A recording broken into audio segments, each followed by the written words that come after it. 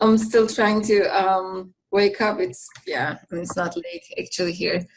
But good evening again, and thanks for making the time to join us this evening. This is our third webinar, and our topic is lesbian, gay, bisexual, transgender, and queer issues and gay-friendly pedagogies. Before we get started, we have a couple of announcements to make. First of all, we're going to take a break next week from the webinars. We're not going to conduct the last webinar next weekend, but the weekend after in 2 weeks, because we thought, I think you need some time to catch up on lesson plans and the blog posts. And also a couple of you guys emailed us about or chatted with us about their social responsibility projects, which is good. That shows that you have started thinking about them. So we also want the others to start thinking about them and ask us questions or chat with us if necessary. So use this time, the 2-week period, to finish your work on the lesson plans and the blog posts, and also start thinking about your social responsibility projects. Any questions? Okay. So we'll start with a small survey. Now I'll send you the link here or in chat box. So this is a survey about your beliefs and pedagogical opinions about LGBTQ issues, or addressing LGBTQ issues in classrooms, or how to create an inclusive classroom context for LGBT students, if you have any in your classrooms. There are, of course, no right or wrong answers. We just want to see where you are before we start discussing these issues. Okay, so let me find the chat. Oops, no, cancel. There's a link in the chat box. Okay, yeah, Adnan sent the link. So take 5 minutes. I think it's very short, and complete the survey. And Adnan will share the results, but of course it will be anonymous, so we won't know who said what. Okay, so if I think everybody is done. So Dila says she needs to kind of log out and then be back. Okay. Can I? Should we just continue with that? You can continue. Denise? It's not that problem. No, I'll just wait for her to Be back. All right. Okay. Can you guys see my PowerPoint? Yes. Yeah, we do. Yeah. We can. Yeah.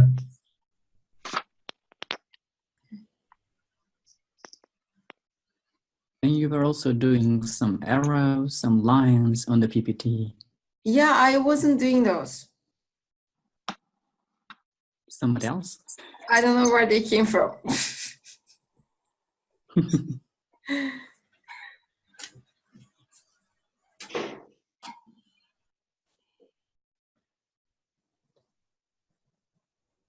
Okay, maybe Adnan, do you want to share the results of the survey in the meantime? Yeah. Okay.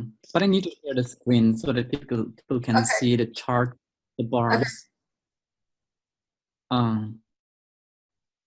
Then the problem is that I can't see the button to share my screen. Okay, let me stop sharing. Okay, how about now? Okay, there we go. Good. We're good to go. I guess now you can see my screen, right? Yes. Good. So this is the first question. So it says, does your school have a gay, straight alliance or a similar club? And we see that 62% of people say they're not, we don't have one, and 3 people, that means 37% say, well, I'm not sure.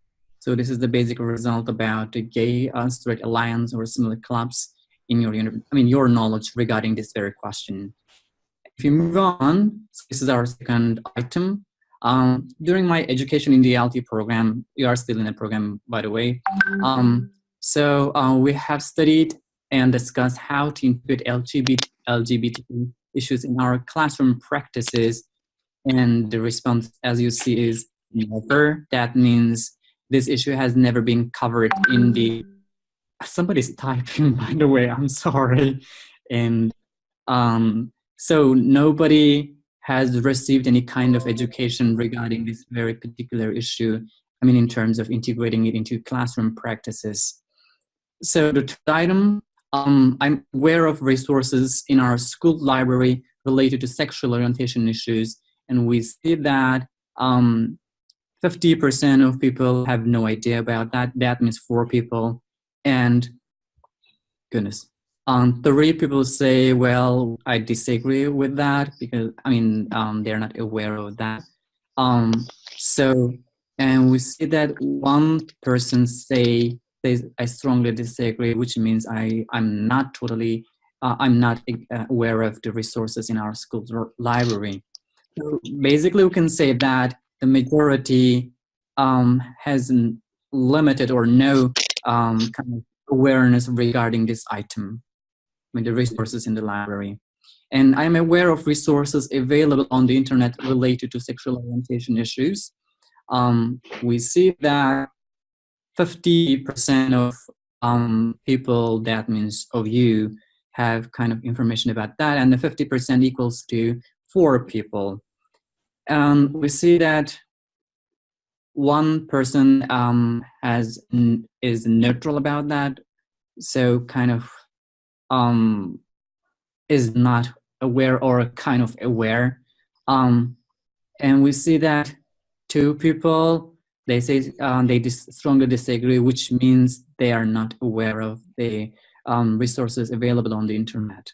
And 1 person strongly disagree. Oh, wait, by the way, strongly disagree and strongly agree. Sorry, 2 people strongly agree. My apologies. All right. So I feel comfortable discussing LGBTQ issues in my classroom. We see that 50% or 4 people, feel comfortable with that. And we see that 2 people are very comfortable with that. And 1 person has no idea about that. Maybe sometime in the future, they will see how it works out in the classroom. So 1 person says, I strongly disagree, which means that person is not comfortable with kind of integrating or discussing these issues in the classroom because of some kind of factors or reasons. And the third item, I feel comfortable using literature that contains LGBTQ characters or storylines in my curriculum. And we see that, again, 50, that means 50% or 4 people agree with that. And 2 people strongly agree, which means they feel really comfortable with that. And we see that 2 people feel kind of uncomfortable, really uncomfortable with that. And 1 person, I guess, yes, it's 1 person, and he or she, they, not he or she, but they don't have an idea about that. So our 7th item, I feel comfortable using LGBTQ literature in my classroom, but only if those characters and storylines are in the background of the text or a story, which means they're not explicitly kind of revealed or stated in the literature. In the texts or stories they use in the classroom. And the results show that 3 people have no idea about that. So they're kind of neutral with that. And 2 people agree that it should be in the background so that they can feel comfortable. I mean, they should not be very explicitly revealed in the literature or in the whatever text they are using. And we see that one person strongly disagrees that, which means it shouldn't be in the background. It should be kind of revealed. Dennis, am I reading this correctly, right? In the If background, if they say I strongly disagree, that means that they don't mind if the characters are like you know, in front or revealed, or like in the background, so they don't have a you know, they don't prefer this option, because this is the more you read it implicit. It says only if, my apologies, it says only if the characters are or storylines are behind, I mean in the background, which means they shouldn't be in the background but they could be in the front rows as well. I mean, it doesn't say that they should be in the front, but this means that like I'm not in favor of having a more explicit perspective to LGBTQs. Like, you know, like it's the because some people might not feel like directly like, you know, discussing or presenting these characters in stories or in the classroom. So they might actually prefer them to be, you know, kind of like what was his last name in Lord of the Rings, not the main character, but like, you know, if he's gay, it's okay. Exactly. That's it, right? It's okay, no problem with that. I mean, even if it's in the front row or it's explicitly stated, these two people, I mean, this person is okay with that. All right. So our next item, I use text that emphasize other not explicitly LGBTQ themes such as diversity, friendship, or family in my classroom. So we see that 3 people, or that means 37%, agreed that they can use such text in their classrooms. And the text that focus on diversity, friendship, or family, not necessarily LGBTQ issues stated explicitly. And we see that 2 people are neutral about that. They have no idea yet about that, maybe sometime in future. So again, the Ray people, they strongly agree with that. I mean, these they will probably use or focus on such themes in their text in the classroom in regarding topics of diversity, friendship, or family. And item 9, I feel that I would be in trouble with students' parents, that's important, for using LGBTQ literature. So we see that the answers are diverse. 3 people say, yes, I strongly agree, which means I will certainly be in problem with the parents, with the students' parents. And 2 people say, I will probably be, I mean, there's a strong chance to be with that in problem again. So if we look at the red and the blue pies, we see I'm sorry? Denise, did you say something or somebody else? No, go ahead. I heard them. Okay, so 3 people here and 2 people here. That means 5 people in total think that they will probably or most probably be in problem in trouble with with students' parents. And 2 people have no idea yet. And we see that 1 person disagrees, which means that person thinks he or she will not be in problem with the parents. Item 10, I feel that I would be in trouble with the school administration for using LGBTQ literature. And we see that 5 people say, yes, I will strongly or most probably be in trouble with the school administration, probably the principals and the vice principals. And again, 2 more people, that means 7 people believe that covering such issues in the classroom is problematic. So, of course, we don't know what's going to happen in the future, but these people might avoid kind of integrating such issues into their classroom practices. And 1 person has no idea. So probably they're waiting to see what's going to happen when they are in the real classroom. So item 11, I feel comfortable promoting young adult literature with LGBTQ characters or storylines to students for pleasure reading or choice reading. Maybe some kind of suggestions for students to do extensive reading, for example. So 4 people say that I'm comfortable with that. So I can kind of suggest such kind of storylines or stories or literary text to my students. And we see that one person has no idea and one person strongly disagrees with that, which means this person does not feel comfortable with promoting such kind of literature with their students. So they probably won't suggest their students do some kind of reading on these kinds of literature. And one person strongly agrees, which means they're totally comfortable with that. Item 12, I feel more comfortable suggesting LGBT works to students if I had guidance from my professors in selecting such works. And well, I see that 5 people agree with that. So they think that if they receive some kind of guidance from their faculty members in the ELT departments, not necessarily in the ELT departments, but from whoever they receive education, they would feel comfortable.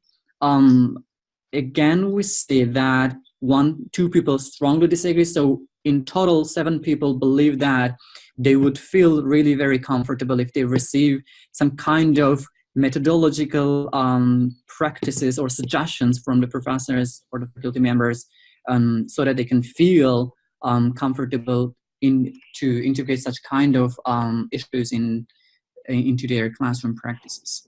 And 1 person strongly disagrees with that, which means even if that person receives some kind of guidance from the professors, he or she would still not feel comfortable in terms of such things.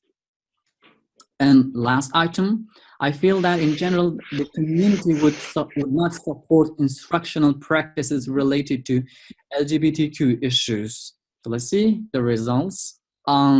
So 4 people agree that the community will not be okay with that, which means they will kind of disagree with your practices in the classroom if you try to integrate LGBTQ issues into your classroom practices. And we see that 4 people strongly disagree, so which means everybody kind of agrees or strongly agrees that it's going to be a kind of problem on the side of the community, because most probably the community will object to that.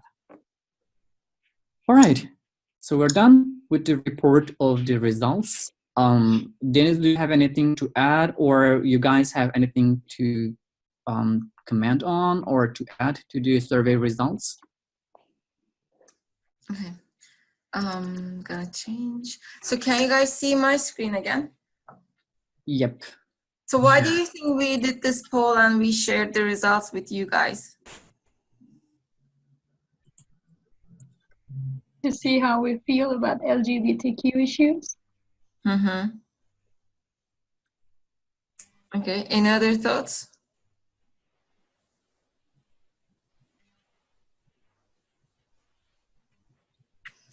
So I mean, exactly, like we want to start with with where you guys are at in terms of these issues, like how you feel about discussing these issues in your classes, what information you think you can have access to. For instance, we have a long list of LGBTQ clubs in universities. So I wonder, I mean, you said like, your university doesn't have a club for LGBTQ community. We'll see maybe in our list that your university does. I honestly don't know. We haven't checked for that. And if you know like what kind of options you have, if you are to discuss these issues in your classrooms, how you feel about those. And like, I think overall in general, we saw really good, like positive attitudes. But when it comes to like, yeah, like, there might be problems with the administration, and in terms of the community, I agree with the results. They weren't surprising. Yeah. So the purpose was just to see where you are at, and also to mention or to underline that we're not here to talk at you. We're not here to I mean, LGBTQ issues are very sensitive issues, and some people might have very strong opinions about these issues. And we're not here to change anybody's opinion. The important thing is you're going to be teachers, you're going to be in language classrooms, and you will, maybe you won't know it, but maybe you will know it. You will have, people who will come from LGBTQ communities. And it's your responsibility to create an inclusive, and we emphasize that, classroom environment where you make these individuals welcome and be a part of the school and your classroom. Because if you ignore these people, they will be a loss, and it will be partially your fault. That we'll talk about issues about these students and their dropout rate, and how they cannot complete schooling. And I mean, we have a role to play. We can't just ignore them and move on with our lives. And at the end of the day, you might not, you might still have your own opinions, but as teachers, it's our responsibility to create this classroom atmosphere that's as inclusive as possible. So that's why our agenda for today is to discuss key definitions, terms that you should be familiar with in terms of the LGBTQ literature. We'll discuss heteronormative discourse and queer theory. We'll look at some LGBTQ issues and progress in the world. We'll talk about same-sex marriages. We'll talk about LGBTQs in Turkey. And we'll talk about gay-friendly pedagogy and language teaching. Our objectives are to inform you about LGBTQ-related issues, the terminology and concepts, and assist you to use these in a way that shows respect, because that's the first step. Like, you need to show respect to everybody, regardless of their backgrounds.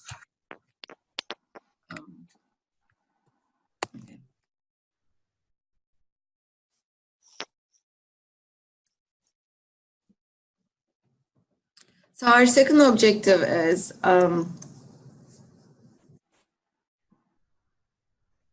enable you to teach inclusively by embracing an LGBT inclusive curriculum and gay-friendly pedagogy. Enable you to revisit your school and classroom policies and educate your colleagues and friends regarding sexual diversity and gender democratization. So do you know what gender democratization means?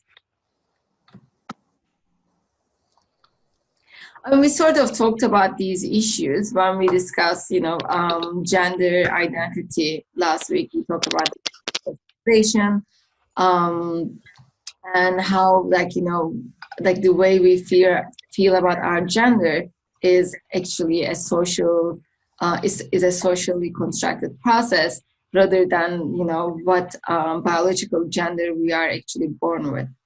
But gender democratization in this context means that we give equal rights and equal opportunities for everyone, regardless of their sexual identity or gender identity, in education, in professional life.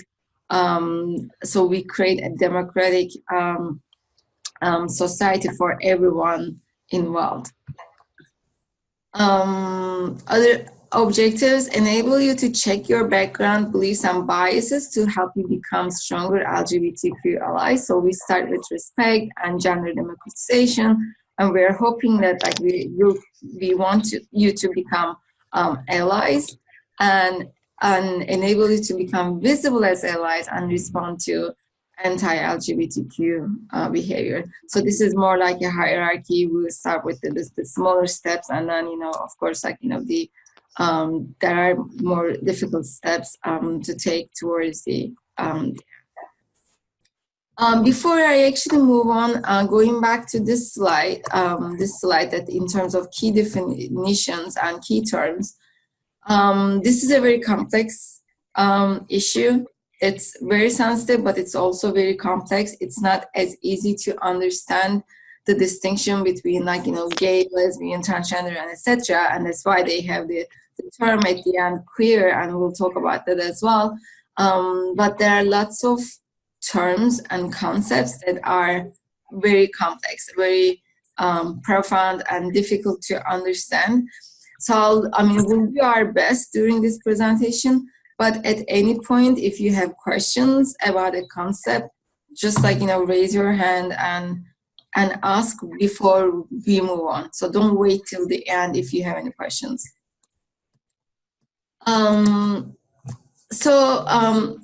Yes. Is there a question? No. Okay. So Goodson is an organization in the States founded in 1990 in Massachusetts by a group of teachers.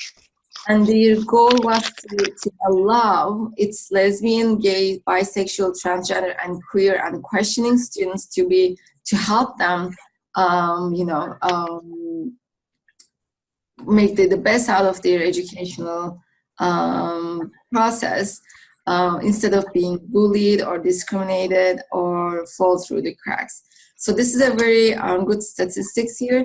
8 out of 10 LGBTQ students are harassed at school each year because of who they are.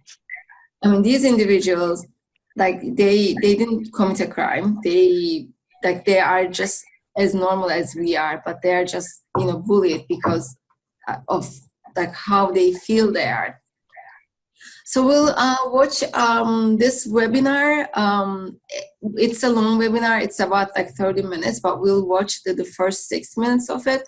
And it does a very good job in terms of presenting the key concepts.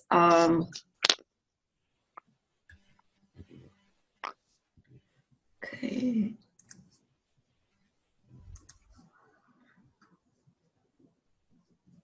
Can you see the video? No. No. How about now? Still no. Okay. Okay. Yes? No? It doesn't play. It doesn't play, but, like, its screen is here. Oh, okay. That's great. Yeah. Hello, my name is Lone Tran, and I want to welcome you to the Professional Development Webinar Series brought to you by Goodson, the Gay, Lesbian, and Straight Education Network. With more than 20 years of experience, we are the leading national education organization focused on ensuring safe schools for all students. Here at Goodson, we envision a world in which every child learns to respect and accept all people, regardless of sexual orientation, gender identity, or gender expression. We seek to develop school climates where difference is valued for the positive contributions it makes to a more diverse and vibrant community. Today's topic is supporting transgender and gender nonconforming students like myself. Who are we? What are our experiences in schools? How can you best support us? And what resources are available for you and your colleagues to best meet our needs? Over the next 30 minutes, we'll be addressing those questions and more. We hope to leave you with real-world best practices and tools to help you support your transgender and gender nonconforming students. Let's get started by taking a look at gender, the socially constructed system of characteristics and expectations associated with masculinity and femininity. Typically, gender is thought of as a distinct binary with feminine or women on one side and masculine or men on the other. It all starts with those first questions we ask when we find out a friend or family member is going to have a baby. Is it a boy or a girl?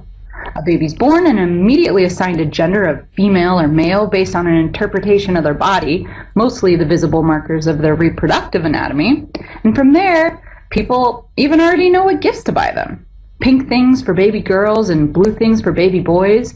We know the set of expectations that correspond to each of those genders too. Girls and later women are expected to be caretakers, have long hair, and wear skirts, to be our mothers and teachers and nurses. Boys and later men are expected to take charge, to have short hair and wear pants, to be our soldiers, our firefighters, our business leaders. It seems so simple. 2 boxes, pick one. But it's not. The binary just isn't accurate. First of all, people are complex. No one can fit into those narrow expectations all the time. Sometimes girls want to wear blue and play with trucks, and sometimes boys want to wear pink and play with dolls. What it means to be female or male is felt and interpreted differently by all of us. And some of us are assigned a gender at birth that ends up just not fitting with how we really feel about ourselves later on.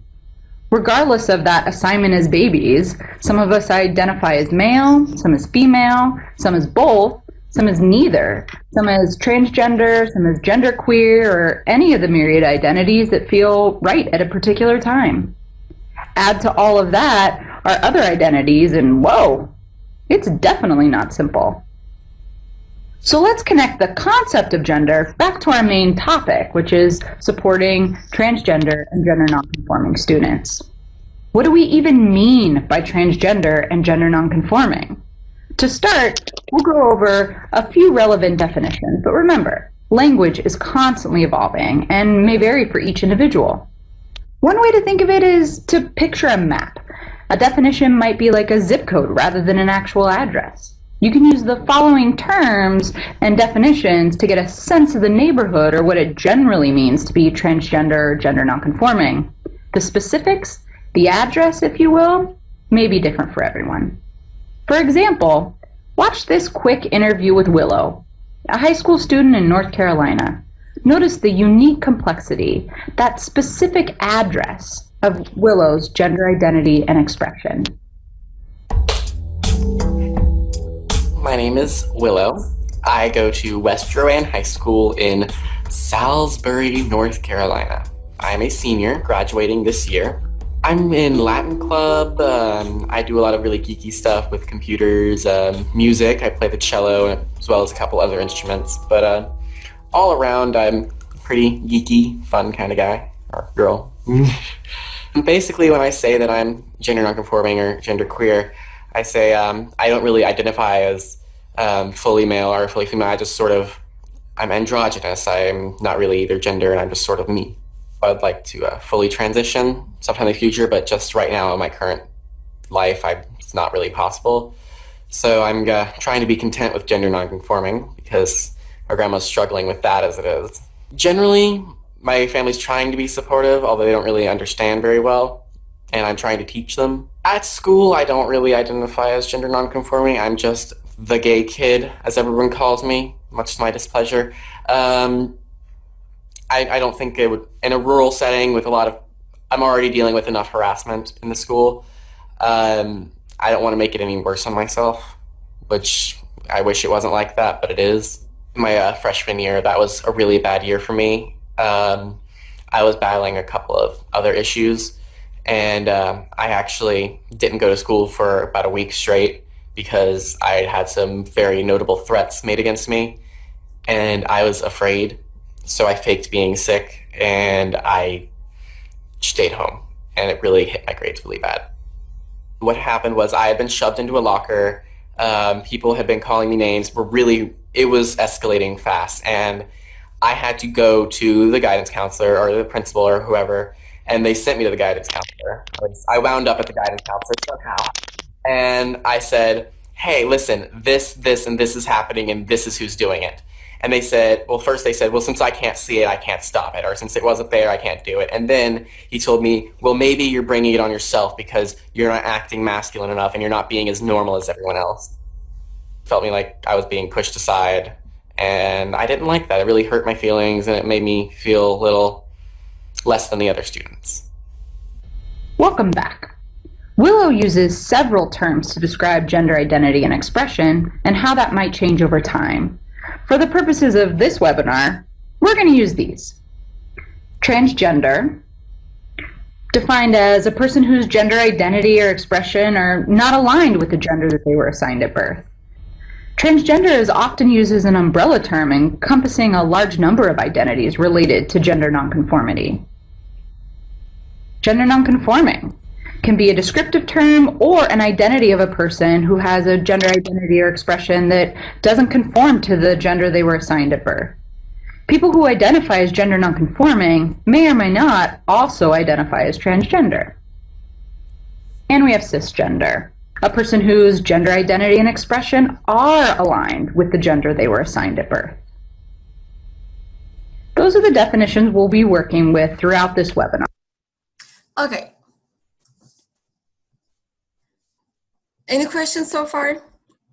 I'm going to go over, so they use transgender and gender non-conforming, but those are not really the terms that we'll be emphasizing today, but that gives you an idea of the area of terms that exist in the literature, and we will actually share more terms with you in a little bit.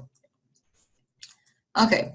So we talked about, and the video talked about this a lot, like gender is a social construction, and as soon as we are born, we are assigned this gender role as, or gender identity as feminine and masculine. So this kind of looking at gender was a gender binary approach, as also Adnan wrote in the text box.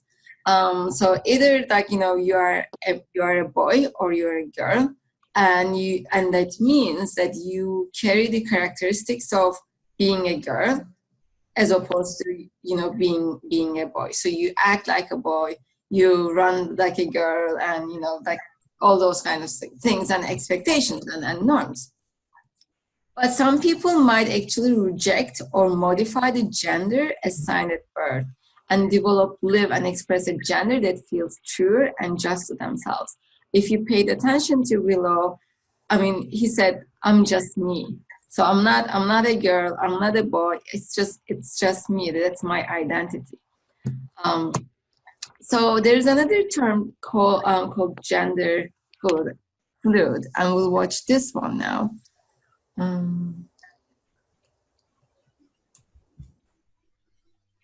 Do you see the screen? Yes, we do. Okay. Yes, we can see. I identify as gender fluid, and to me, that means my place on the gender spectrum varies over time. That means I don't necessarily have to fit into the box of being a girl or being a boy, or even identifying with a gender or being binary in general. It also means that I don't have to conform to people's idea of gender roles and gender expressions. It also means that I can feel comfortable with myself, whatever makes me happy. I don't have to worry about being different, or I don't have to worry about fitting in with the girls or the guys. I can just do me.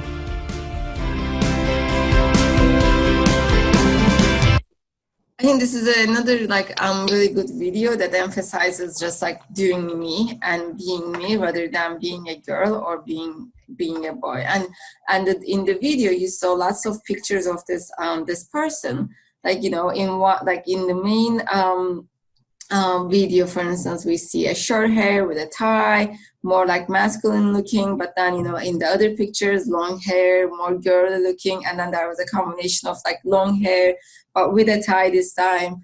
So that means that some people don't fit into those boxes. So that's why actually when we talk about LGBTQ issues, what's the flag of LGBT community? It's a rainbow, because that's for a reason. It's not just oh, they are so colorful. No, because gender identity is a spectrum, and you can be on any one of the you can pick any one of the colors on the spectrum. You don't need to be black or white, as in the case of, or pink and blue. Okay, so this picture here, I think, is a good one, and it actually helps, or it will help me explain where we are trying to get at. So the one, I think there is a laser pointer here. Yes. Can you see the pointer? Yes? Yes. Okay. So the one on this corner is sex assigned at birth. So this is the gender identity that we are given as soon as we are born. Okay. Based on our biological characteristics. This is how we want to display our gender to others. So some people, you know, they are more like, you know, girly. They like to wear like jewelry and necklaces and makeup. So like, you know, this is the way they display their gender identity. Or some people, like, you know, I don't like to wear pink or you know, I usually wear black or blue. So some people display their gender identity in different ways. So this is like how we display our gender identity. Gender attribution is how others perceive us based on how we express ourselves. So maybe like if I have really short hair and if I'm wearing black all the time, they will say, oh, like she's a lesbian, right? They will label me. Or, you know, if I'm wearing like, you know, dresses all the time and like looking all girly, they'll say, oh, like, you know, yeah, she's like, you know, she's very feminine, for instance. So that gender attribution is like how others see us, and gender identity is how we see ourselves. So two important constructs here. Gender identity is constructed. This is how we perceive ourselves and what, like, you know, what we call ourselves as. And then sexual identity is a bit different because sexual identity is about who you are attracted to. So I think this is where the whole literature gets like so complicated, and when we call people gay, lesbian, and etc., like, you know, all those identities, like gender identity and sexual identity, like get like mixed up, because I might feel very feminine, and sorry, okay. So sexual identity is about who you are attracted to, or, you know, about your romantic relationships. So the heterosexual position is that, you know, it's only man and another woman can be together. So that's the norm. Thinking outside the norm, I might feel very feminine and I might be attracted to man. I might wear, you know, black and trousers all the time and have short hair. So I might feel a bit more masculine, but I might be still into other men. So that doesn't mean that I'm going to be attracted to women. Is that clear? Or thinking about, you know, men, let's say, so like when we talk about gay, like our gay friends, we think that they are a bit feminine. That's actually the bias or the stereotype that we have, right? And they are attracted to men. But those are two different identities, because like the fact that, you know, you are attracted to a man doesn't mean that you have a more feminine gender identity. So you might be still very masculine and be attracted to men, or you might feel very feminine, but like, you know, be attracted to women. So the gender identity and sexual identity, the way we perceive ourselves and the way we are attracted to like others, are two different identities. Is this clear?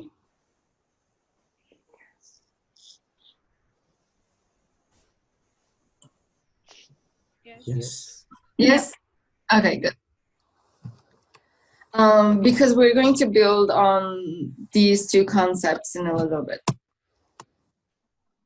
So cisgender is actually very easy. That means that your gender identity and expression are aligned with the gender you were assigned at birth. So, you know, thinking about, for instance, who might be Hülya Avşar, very feminine figure. Her, you know, gender, like, you know, identity assigned at birth is in line with her gender identity that she constructed, she displayed, and she, you know, she expresses. So she's a cisgender woman. Bülent Ersoy, for instance, her gender identity is not the same as the gender that he was assigned or she was assigned at birth. Okay? So cisnormativity means that everyone should have the gender identity they were assigned at birth. So everybody should be like Hülya Avşar, carry the same gender identity they were assigned at birth through their lives. So that's the assumption. And whoever falls outside this norm is labeled as, like, you know, abnormal or, yeah. So think about this example. A cis woman, so that means, like, you know, their gender identity at birth is female, and, you know, the way they feel themselves is also, like, you know, feminine, but they have short hair and they dress in a more traditional masculine way. So that person will be still labeled as, oh, like, you know, she's a lesbian, because she's not fitting into the norms in terms of the expectations. Okay, so you mean that, Dennis, you mean that by cisnormativity, so the physical appearance could disconfirm to what your sexual or gender identity assigned at birth, but still you are cisgender, right? I mean, you are still cisgender, but you are not observed by others as one. Exactly. Remember, we talked about, like, gender attribution. So, like, you know, they might, that's why the term here is misgendered. They might still label you as not cisgender because of the way you are dressing up. Yeah. Oftentimes the physical appearance can disconfirm. Yeah. Okay. Questions? Okay. So we'll continue with queer theory. Okay. And by the way, can I just add something at this point? I just went on the internet and Googled queer in Longman Dictionary. Was it queer or another word? Cisgender. I couldn't see that word. But Oxford has this word, but Longman doesn't. That's interesting. Yeah.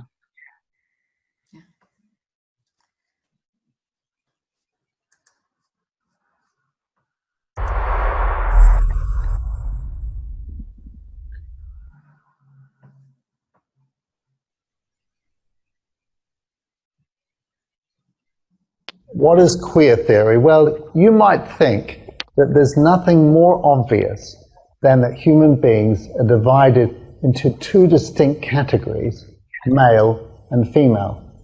But queer theory is seeking to undermine all of that, to do what it calls to rupture the man-woman binary and to get us away from that kind of archaic binary thinking.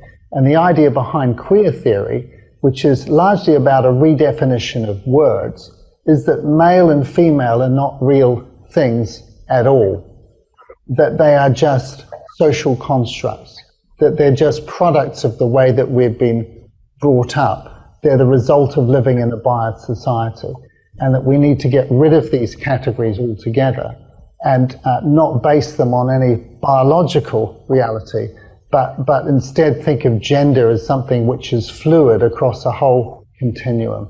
So it doesn't matter what our chromosomes or hormones or internal or external genitalia say about us. What's really important is about what we feel we are inside. And queer theory, you might be surprised to know, is actually now an academic discipline being taught in universities. So a whole new generation of young people are growing up to believe these things, that gender is a social construct, that we create our own identity and our own reality. So queer, as the person in the videos mentioned, queer theory and queer, studies has become a discipline. So you can just get a degree on these issues. And that's why, in this 2-hour, 3-hour webinar, it's really difficult for us to convey everything about these issues. But even if you develop some sort of an understanding of what's cisgender and what's cis normativity, and more importantly, we are coming to heteronormativity in a little bit, that's good for us. That's the perspective. So we don't of course expect you to memorize and remember all these terms, but we are here to raise your awareness and familiarity with these concepts.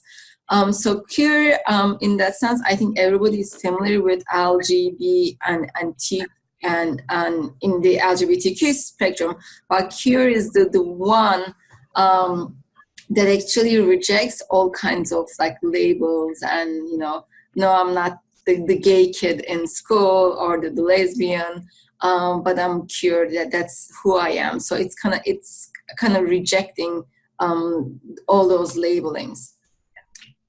Okay, so we will watch another video, and now you're going to see the whole spectrum of the terms that people use to describe themselves, and it's longer than LGBTQ.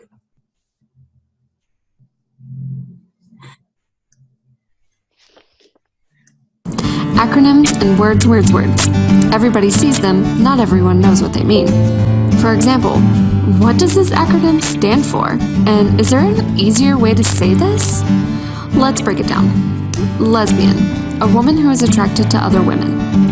Gay, refers to a man who is attracted to other men. This term is also used for anyone who is attracted to another person with the same gender identity. Bisexual, refers to a person who is attracted to both men and women. Transgender, refers to a person whose gender identity, the sense of gender that every person feels inside, or gender expression is different from the sex that was assigned to them at birth. Queer, an umbrella term sometimes used to refer to a person whose attraction and/or identity goes beyond the traditional definitions associated with sexual orientation and gender identity. Different people use this term to mean different things. Questioning, refers to a person who is questioning their sexual orientation or gender identity. Intersex, refers to a person whose sexual anatomy or chromosomes do not fit with the traditional markers of female or male. Pansexual, refers to a person who is sexually or emotionally attracted to people of any sex or gender identity. Two-spirit, a tradition in many First Nations that considers sexual minorities to have both male and female spirits.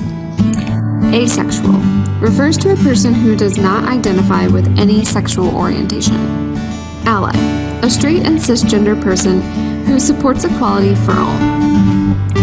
These words mean a lot of different things for a lot of different people. You may come across acronyms that include different combinations of these terms, including LGBT, GLBT, LGBTQ, LGBTQIAAP, LGBTTIQQ2SA, LGBTI, MSGI, GLBTA, GSD, quilt bag, and fab glitter. It's important to keep in mind that there is no consensus over which acronym to use.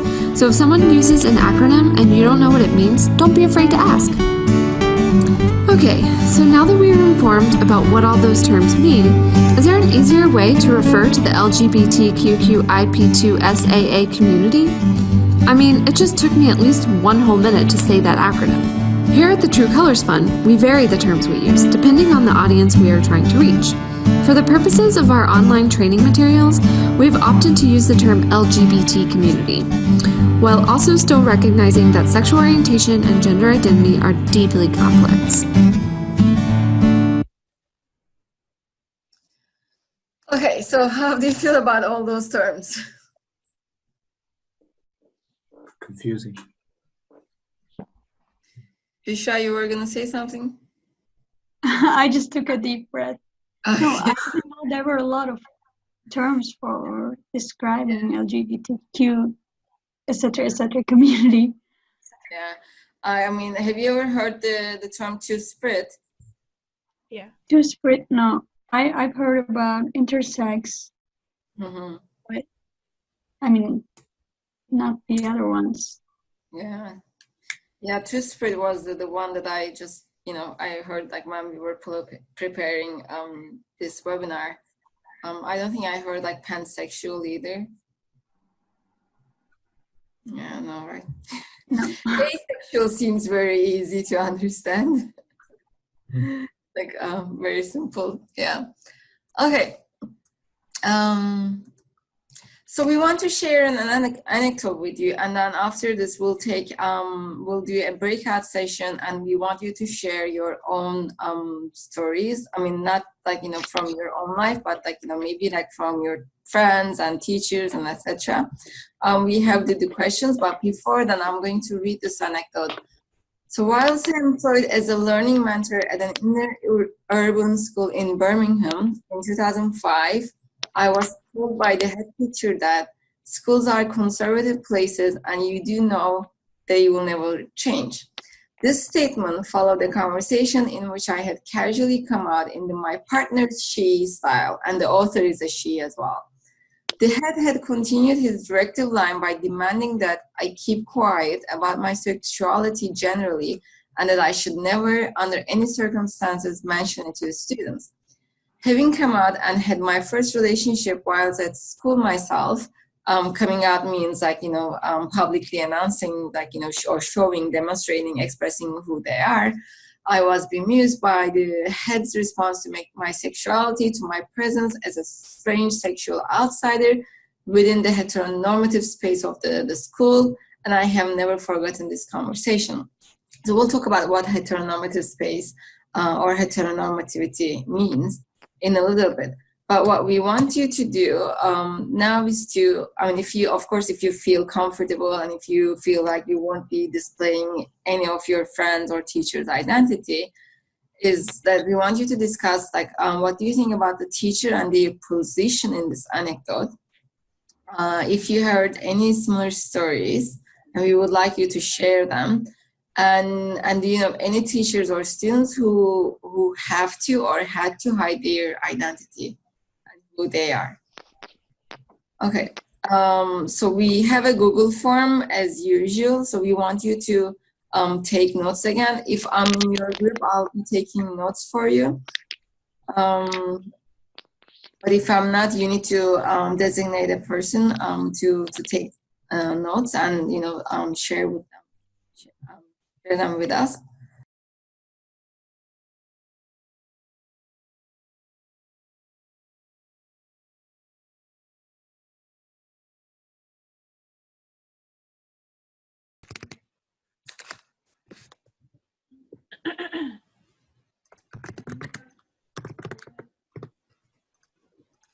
Mm-hmm.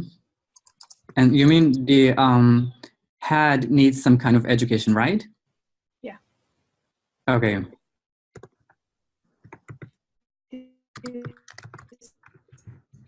Because this is a problem of non-educated people, I think.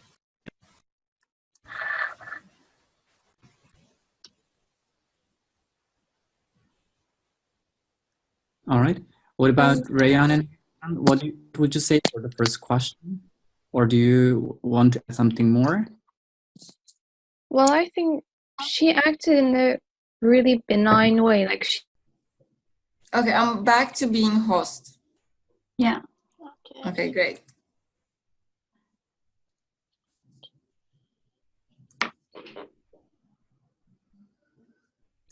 Deniz Hocam, I'm sending the document right now. We finished. Okay, great. If you can just like submit it. All right. Okay.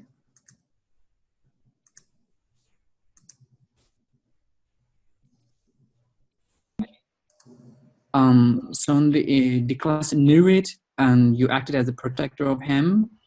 So, and he came up with his sexual orientation or choice at uni. I mean, that's university. And one of you also had another friend who was who had a different choice at university. So his friends or classmates know it, but the parents do not. And lastly, you said people hide their ID because of feeling rejected or the social pressure or being bullied or even being beaten by people. All right. Yeah. So I'm going to spit out. Okay. Okay. Dennis, I'm sorry. We just couldn't handle that problem. But we're done with the activity. Okay, great. Let's go back because everybody's back. All right. Thank you.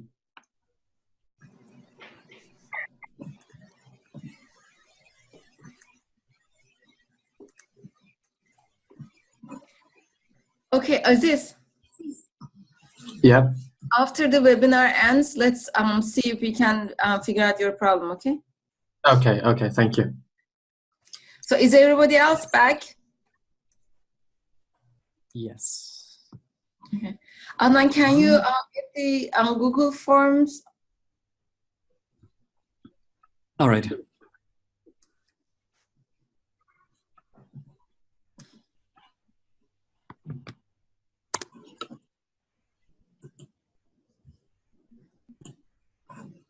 I guess I do not have the right to access that. Really? Okay.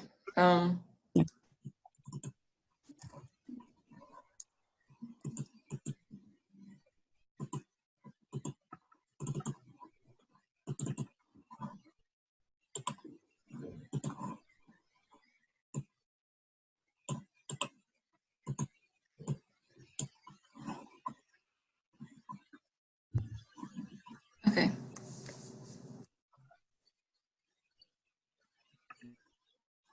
So is everybody back? I just want to check if Rayan is also back. Oh, she's back. Okay. So Aziz and I totally missed all the breakout sessions. So and I see like 3 responses here. There should be. Okay. Okay. So who wants to talk? Like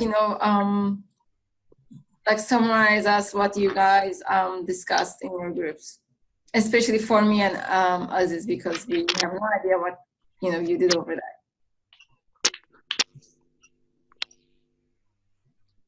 Did you pick a spokesperson in your groups? We forgot that. Okay. I mean. So Dila, Vildan, Rayan, and Ilham, you can start. One of you can start with first. I mean, talk about our questions. We'll share the responses. Can we see the results? You see them because I think okay, you don't. Okay, how about now? Oh, yeah. Okay. This is not. Okay. This is ours, I wrote guess. the names of the people. Okay. I wrote the names of the people. Yes, there we go.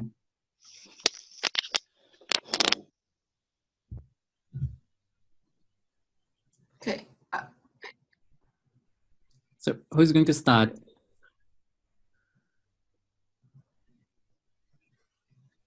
I think I can start. All right. We talked about how alienating it is to be confronted like that by a principal because you're just being pushed aside from the society, and it is really offensive in the way that the principal is talking because she's actually trying to explain herself to the principal in a kind way. I have a partner and but then the principal just this silences her and then goes on that you can't do this, you can't do that, you can talk about this is a school. And I think it's really offensive to talk to a person in a harassing way like that, even if it's not about your gender, even if you're just asking someone something. If you're kind, you should get a response in a kind way. You deserve respect from him. And then we talked about our stories. I shared the first one. I was in my brother's school last week for a parents' meeting, and the teacher said that one of the boys was being bullied just because he was wearing tight jeans, and the other kids were calling him gay, but in a very offensive way. They were just calling him names just because he was wearing tight jeans. Maybe he's not even gay, but they're thinking that he is gay, so they think that they have a right to bully him. And What I think age group is this, Rhea? 8th grade, Yeah, middle school.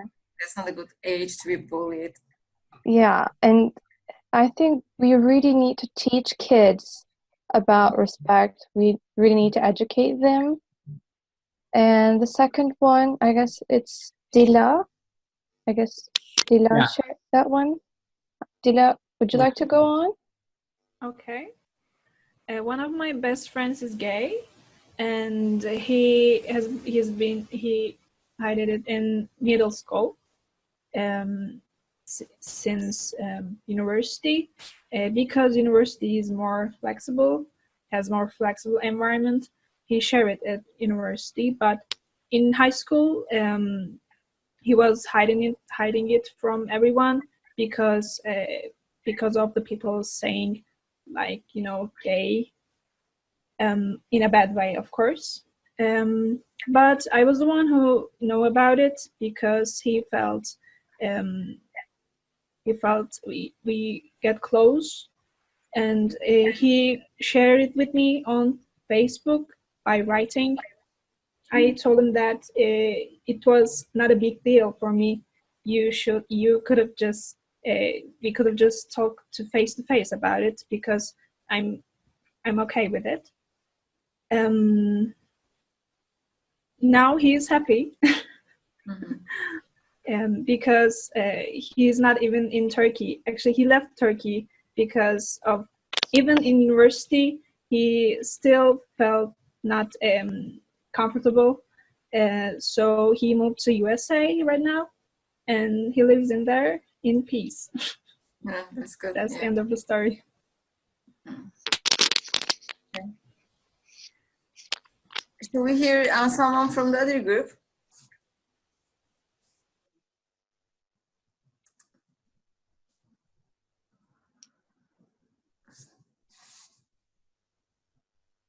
Büşra or Necati, maybe? All right. So, Büşra, you want to start first, or Okay, should I? it doesn't matter. All right.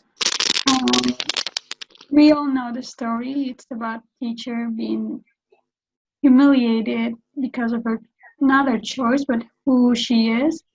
And for us, it's just humiliating, psychologically devastating. I can't even imagine how she must have felt at that moment, because you are being judged only because of who you are, not because you did something bad, but only because of who you are. And I can't even imagine how that must have felt.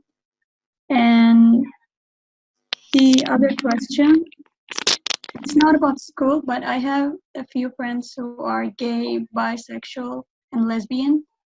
And I mean, each one of them had issues with her family and friends, and they had to hide themselves until at a certain age, because they needed to take their time to figure out who they actually were. And then after accepting themselves, then they had to deal with their family and confront them.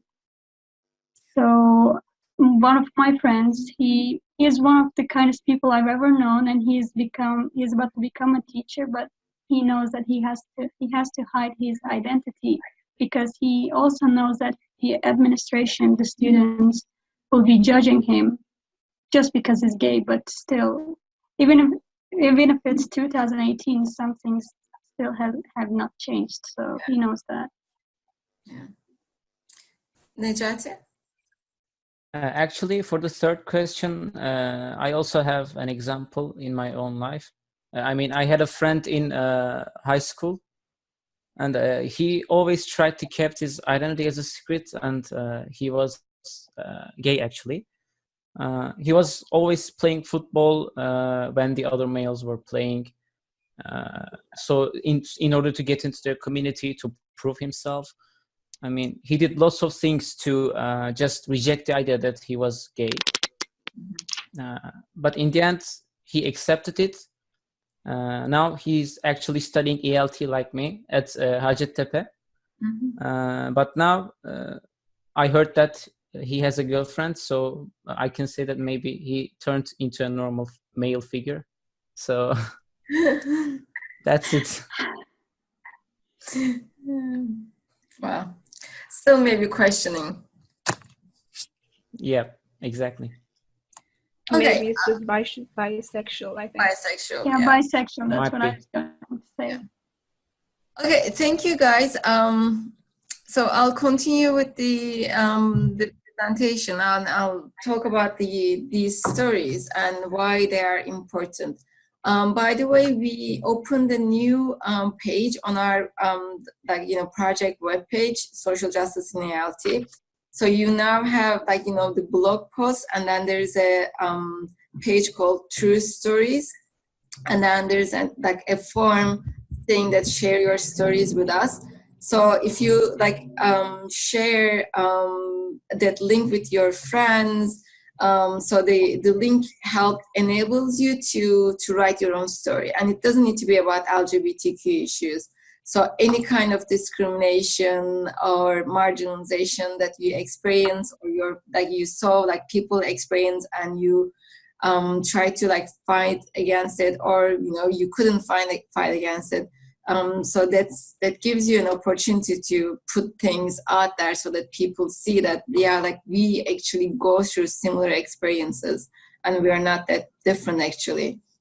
So these stories are important because they show us the socialization process of popular and institutional heterosexism. Heterosexism being that a romantic relationship can take place only between a man and a woman. Now we see the agency of these teachers or students, and then be aware of moments of change. You're saying we're in 2019 and nothing has changed, and these stories also evidence that, but also indicate that it's now time that things should change. And then these stories also tell us how teachers and students engage with school power and authority. I really would like to hear more about your friends' experiences becoming a language teacher, and what kind of experience that person will actually have. These stories help us awaken unknowing teachers.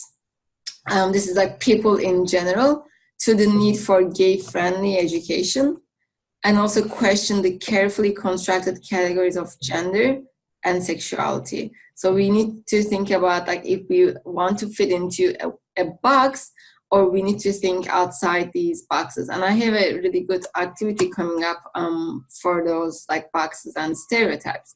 So these stories also indicate the heteronormative discourse in the broader climate of school and society. So this heteronormativity is our core concept that we want to discuss in this webinar. So heteronormativity means that heterosexuality is the norm. You are a normal person if you are interested in, or you are a normal man if you are interested in normal women. So there are systemic and institutionalized practices that legitimize and privilege heterosexuality and heterosexual relationships as fundamental and natural within the society. So these are systemic and institutional. And I'll give you the example of countries that allow only heterosexual marriages. So basically they are saying that if you are two women in love and you are committed to be together for the rest of your lives, I'm not recognizing your marriage because that's not a legitimate relationship in my perspective. But if you are a woman and a man who want to get married, I'm going to support that because that's a legitimate relationship. And marriages are not just two people getting together because they love each other. There are lots of financial and regulatory privileges, benefits behind getting married. For instance, think about if you're married in the States, you pay less taxes. So it's not in Turkey, the tax is already deducted from your salary, so you don't even know how much tax you pay. Here in the States, you know your salary and then tax is cut afterwards. And if you're a married couple, that means you pay less taxes as opposed to a single person because governments want people to marry. Another benefit is that if you're married, you can benefit from your spouse's health insurance, and that's a big deal in the States because health services here, if you don't have insurance, is beyond expensive. And lots of other things. So if you're saying that I only allow heterosexual marriages, you're penalizing all those people who want to commit themselves and also who cannot actually benefit from all these privileges that you are offering to heterosexual couples.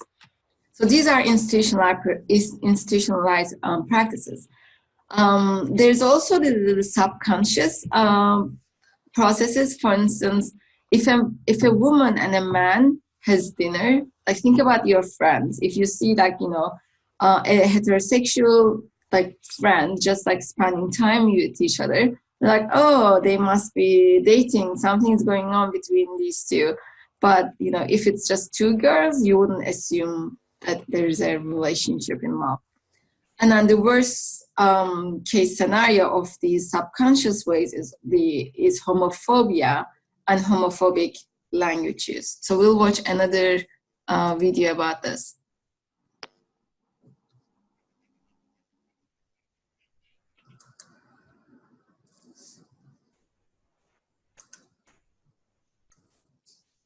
Hi, Jen. How was your first day on the team? It was great. I'm so excited about this new opportunity, and I'm looking forward to working with you again. I did have a question for you. Shoot. As you suggested, I met with Kim in the product team this morning. However, she seemed a little short. We had a great conversation, but then I commented on her wedding ring, and she rushed to leave. All I said was I thought her husband had good taste, and off she was. Should I have not mentioned it? I can totally see what happened. I'm sure you didn't mean anything wrong, Jen, but yes, I do think you may have made Kim uncomfortable. Do you know what heteronormativity is? No. Is that one of those big words that doesn't really mean anything? Well, it is a big word, but it does mean something. You see, we have a very diverse group of people here in the office, and sometimes people forget that everyone has their own uniqueness and just assume everyone else is similar to themselves. But that's not true. Heteronormativity means that many hetero or straight people just assume everyone else is straight as well. With Kim, you made that assumption about her life and asked her about her husband. However, Kim is lesbian and has a wife. Well, when I asked, she did say she was married to Chris right before rushing off, and she also mentioned something about picking up her daughter from school on the way out. Right. Chris is short for Christine. Christine and Kim have a daughter. Oh, wow. She's a gay mom. So the whole picture I started to form in my head was completely off. But how was I supposed to know all this? Why didn't she correct me? There are a lot of people out there that have families that look differently from yours. Kim isn't a gay mom. She's just mom. You wouldn't say straight mom now, would you? No, I guess not. I'm so happy I brought this up with you. But this is also complicated. I feel like I have to be really careful about what I say. How do I know to say the right thing? Don't be afraid to ask people questions if they're willing to share about their lives. But just be mindful of the words you use. It's really not that hard. Just try to use gender-neutral words. For example, instead of asking someone if they have a boyfriend or girlfriend, ask if they have a partner, or if they're seeing someone special. Instead of husband or wife, you could use spouse. That will signal to the other person that you're open-minded to all answers, and they're much more likely to open to you and feel comfortable working with you. Also, don't label their relationships or families differently, like gay dad or gay marriage, if you wouldn't also say straight. I know it may feel overwhelming, but it's really just a few things to be mindful of. Okay, I think I understand. If I'm going to ask if someone has a partner. Don't assume their relationships or families, and make sure not to label them in a way I wouldn't with hetero people and relationships. Wow, this was super helpful, Mark. Thanks so much. You got it. So I think it puts it very nicely what heteronormativity is and how, like, you know, our language use, even though we don't intend to be disrespectful, can be understood as or interpreted as such. Heteronormativity also poses limitations on heterosexual men and women by reinforcing traditional masculine and feminine behaviors. So not only that heteronormativity assumes that everybody should be, you know, a woman or a man, but also, like, you know, a man should act like a man and a woman should act like a woman. And we have a nice activity here. So I want you to look at these sentences and answer the question. I shave my legs. I travel quickly through groups of men. I wear form-fitting clothes. Who am I?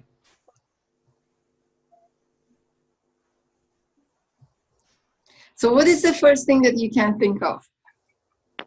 A woman. A woman. I travel quickly through groups of men.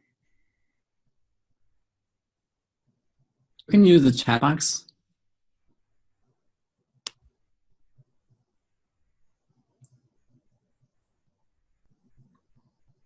No?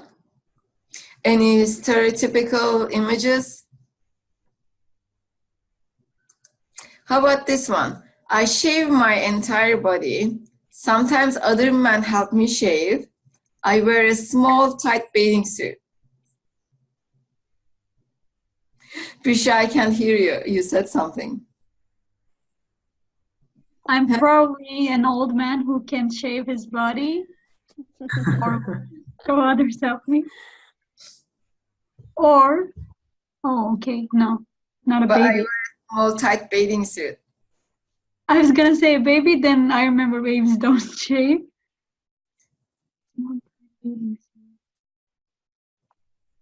Okay, there are some responses. Oh yeah, sportsman. Is it a fruit? Sportsman? Sportsman is a good one. Woman, yeah. So the first one is a cyclist. And the second one is an Olympic swimmer. But when we hear these sentences, we all like think about, okay, this person must be gay, you know, shaves all his body, and then, you know, asks other men to shave his body and wearing a, like, you know, tight, like, you know, bathing suit. You know, you said, like, you know, in your brother's school, like, the kid was bullied for wearing tights. So always, like, you know, things are, like, you know, very stereotypical in our lives, and we expect people to act within those heteronormative norms. Okay, a man shouldn't wear, like, you know, tight trousers or, yeah, things. And then, yeah, if that person's wearing those, like, you know, then you label them.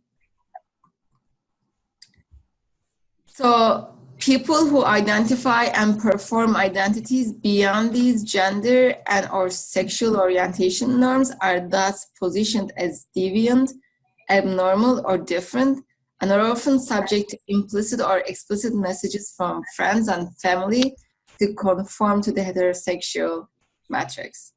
That's the conclusion. So are we clear on the concept so far? Because we are going to move on to more Like, we'll talk about the issues in the world and progress, and then we'll move on to the practice. No questions? Okay. So having talked about all these concepts, we'll talk about the issues related to LGBTQs in the world. So one progress, very hopeful progress, was the legalization of same-sex marriages. And then this is I'm going to actually go really fast here because I think we're running out of time. So the first same-sex marriage took place in Amsterdam in 2001. And, you see nice cute pictures here. And this is the map of same-sex marriages in the States. So the blue, dark blue states are the states that legalize same-sex marriages. And the red one, there are only a few actually, are the ones that the same-sex marriage is still banned. And this is the list of countries in the world that perform same-sex marriages. And this is another map that shows you the countries where same-sex marriage is legal. And then when we come to Turkey, we are actually, it's very easy to say that we're far, far behind from all these developments. You see lots of news, and the table actually compares the public opinion of homosexuality, 9% support as opposed to 60% support in the States. So, if you are more interested, you can come here and then look at the comparison. And this is actually from the most recent gay pride. And then you see how the police actually insulted the LGBTQ members. And of course, these are there are things that are worse, but we didn't want to share. So this is the list of universities, and you're right, your university is not here, but there still might be an LGBTQ club that you don't know of, yeah. But this was even this list, I think it's very extensive for us. I wasn't expecting this many universities to have LGBTQ clubs. Okay. Adnan? So yeah, it's my turn. So gay-friendly pedagogies, we're going to continue with that. We're more into how these concepts or these notions can be put into practice, and what kind of techniques or methods we're going to follow so that we can integrate all these issues into our classroom practices. So at this very point, I'd like to ask, what is gay-friendly pedagogy, or what do we mean by these terms?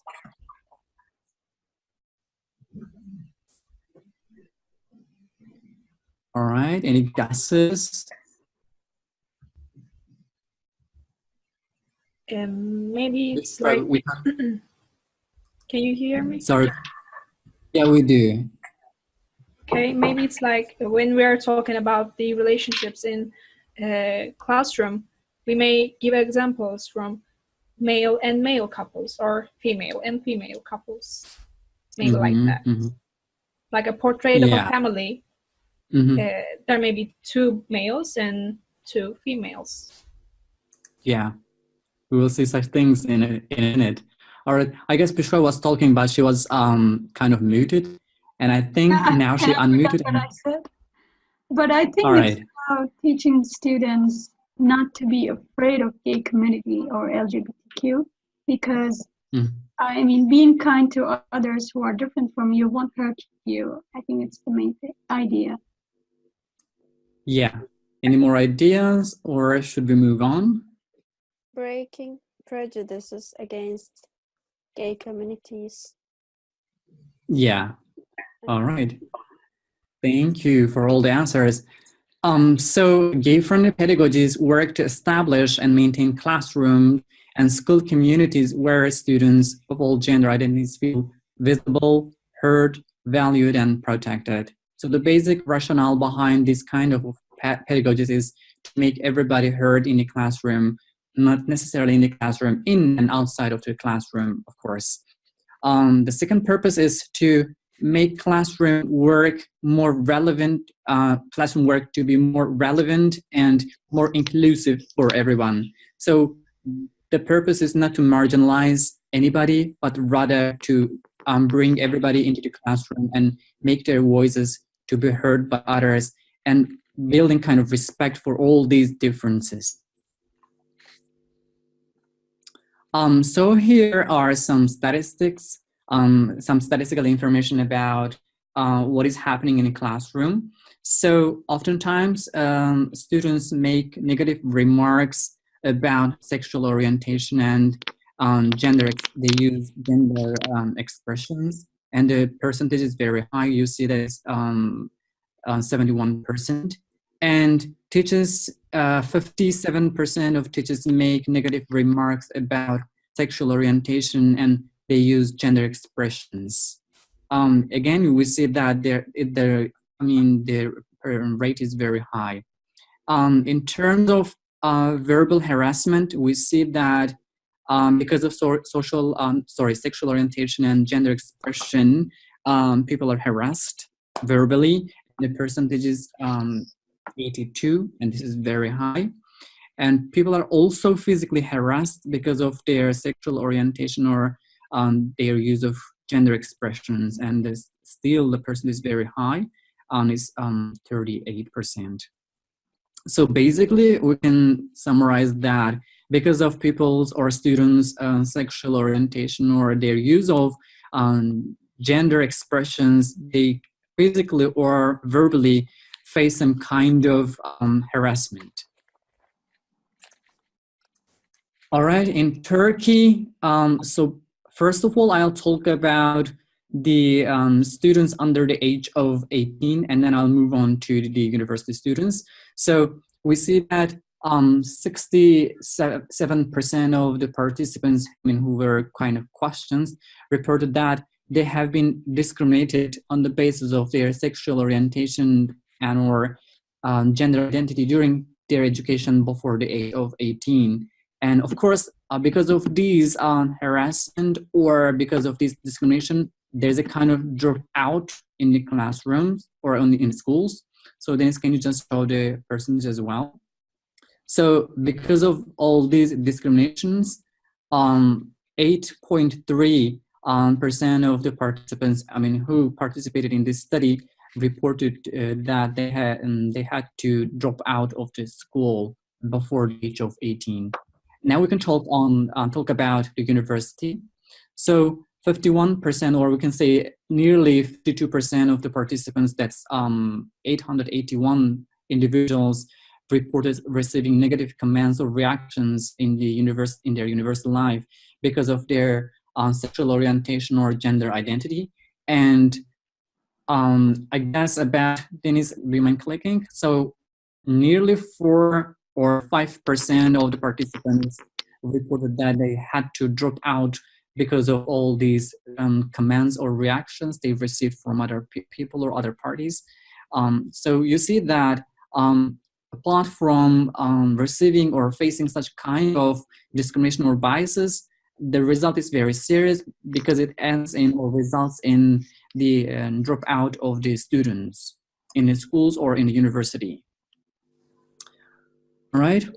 So gay-friendly pedagogies, and Clark and Blackburn did a kind of analysis on the previous literature on teachers' instructional practices related to LGBTQ theme texts, and found that the majority of the teachers positioned their students as heterosexual and in many cases aggressively homophobic, and this is really, really serious, which means that in terms of instruction, oftentimes the practices focused on heterosexual orientation rather than people coming from different sexual orientations or gender identities. And the overarching purpose of anyway, you can go on. And the overarching purpose of the instruction in these cases was to promote empathy and commonality, but despite this purpose, you know, the purpose is to promote empathy and commonality, but they still kind of ended up in being kind of biased and having prejudices of heterosexual orientation and gender identity. So is promoting enough or okay? What do you think about that? So kind of building that empathy in the classroom, would it solve problems? Does it help? Well, it can certainly help, but I don't think it would help students that are aggressively against LGBTQ, yeah, homophobic. I was trying to find that word, I forgot that. If they're aggressively homophobic, because that means they lack empathy in the first place. Mm-hmm.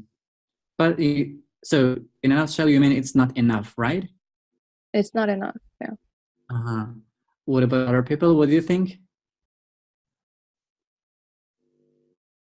All right, we can move on, Denise. So this kind of positioning oftentimes lead at best to sympathetic responses in straight students who now feel sorry for gay people. Well, maybe we need to focus on the word sympathetic. What do you understand from this word? Who tries to understand? Feeling sorry for Yes. the other people. Exactly. Rather than focusing on understanding people, but just feeling sorry. So because they feel sorry or sympathetic because, towards other people, I mean, towards people who have different sexual orientation, oftentimes in tradition, they see these people as pitiable. So we need to pity them and we need to kind of save them, blah, blah, but this is not the kind of response that we expect or the reaction that we oftentimes try to build in our students. Goals should move beyond empathy and inclusivity to positioning students as LGBTQ people or potential allies to combat homophobia and heteronormativity in and outside of spaces, school spaces. So we need to kind of help our students have different perspective in terms of people's sexual orientation. So building just empathy or making students at least feel sympathetic towards these people is not enough, but we need to kind of help students go beyond these heteronormativity roles or ideas and see other people as individuals who have this kind of identity rather than feeling pitiable. All right. So what kind of challenges do teachers face when they try to integrate such kind of issues or at least build this kind of idea in their students? What kind of challenges could they face in the classroom? Family. Family, what do you mean? Can you just elaborate on that? I mean, what the question was, which problems would you encounter while talking about LGBT, right? Yeah. In terms of kind of implementing these practices into the classroom. Yeah. The challenges would be family, religion,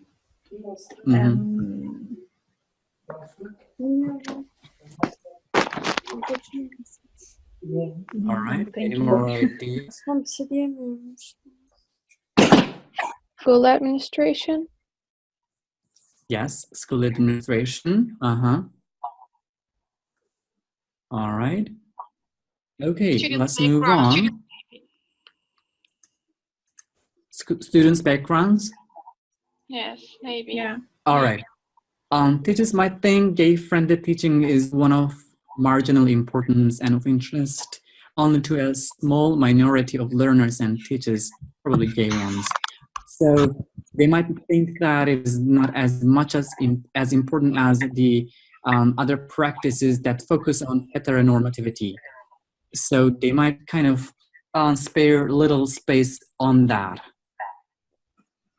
All right, and it is neither relevant or appropriate to insert a discourse of homosex into language classrooms. So these are the basic challenges that oftentimes teachers face or might think they will probably come across in the classroom.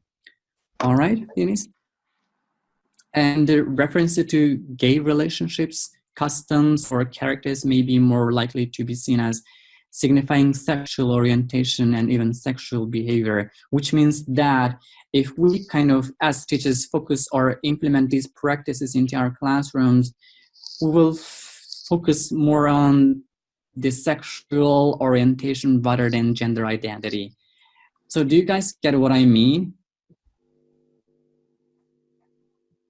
Rather on the things that we get pleasure out of, but not just the identity. All right, let's go on.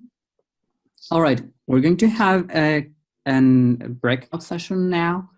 So there's a Google Doc form again. We're going to get into breakouts. So we're going to have 2 different units from 2 different books. We want you to go through the unit and is it my voice or is somebody talking? It's your voice, but I don't know what's happening. All right. My apologies. Okay. So you will receive the link. Dennis, do you mind copying the link? Or if you cannot, I can copy the link. I'm going to share in the chat box the link. Later on, we're going to get into 2 different groups, and each group will focus on one of the chapters, and we have 2 different questions. And I want you to discuss the questions and then take some notes. Please also choose a spokesperson so that we do not face any problems when we're in the main room. Okay. Aziz, do you have my phone number? Actually, no. Okay. But now I joined from my phone. Okay, you joined from the phone. Okay, let's see. Let me try. Okay. Dennis, did you share the Google Doc link? Yes. Okay. Aziz, you are here. So it's the computer. Okay. Dennis, by the way, see the Google Doc form on your desktop. So is it possible for us to go back to the presentation so that we can see the 2 questions again? The questions are not on the Google form. They should be on the Google form. Yeah, they are. They are. They are. All right. Okay. All right. Okay. No problem then. So okay. So I'm Dennis, gonna. do you mind? Everybody into groups. All right. Okay. Yeah.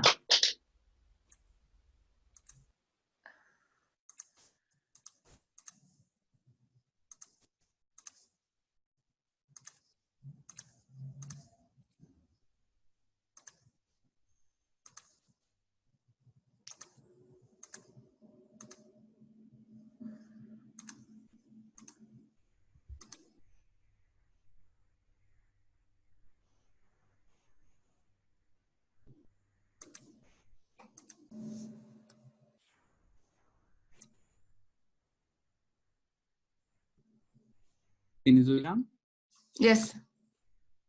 Siz bizi dağıttınız mı gruplara? Dağıttım gibi yani ama. Ben niye buradayım? Breakout room'dayız şu anda. Ama bizi kısandınız mı? Siz onları nereye gönderdiniz? Diğerleri gelmedi. Bir dakika çıkayım bakayım. You guys haven't received the invitation? No. No. No. No. Okay, let's see. So we can do it like this. On your screen, below the screen, it says join breakout room. If you click on that, you can go to the breakout session that you have been assigned in the former activity. Dennis, or you are going to assign everybody? I mean, I did. Dream breakup. So this is here. You guys are here. Okay, great. Do you need me? Yes. Yeah. Yes, I need Can I because I couldn't open the PDF version of the books because my tablet is too slow and I cannot open. I can't see the So can units. Just the. Now it's open. Okay. Okay. Yes, now I can see. Okay, I need to go back because there is a problem in the other room. Okay. Okay, now I can see. Okay. Okay. She's gone. Oh no, she's Can you here. see Okay. Aziz? I Dennis, can hear you. Yeah. Dennis, can Adnan? you hear me? Yeah. So I'll just leave the breakout for a while, and I'm going to inform the other, because there are two people in the main room. I'm going to tell them to click on the right link, and so that they can go to the breakout. Okay. I'll be in a minute. Hocam. Yes. Which unit? Why don't you do the first one? Unit 2. Unit 1. Unit 1. Which is Unit 3. I mean, do the first link, and I'll tell them to do the second one. All right. Okay.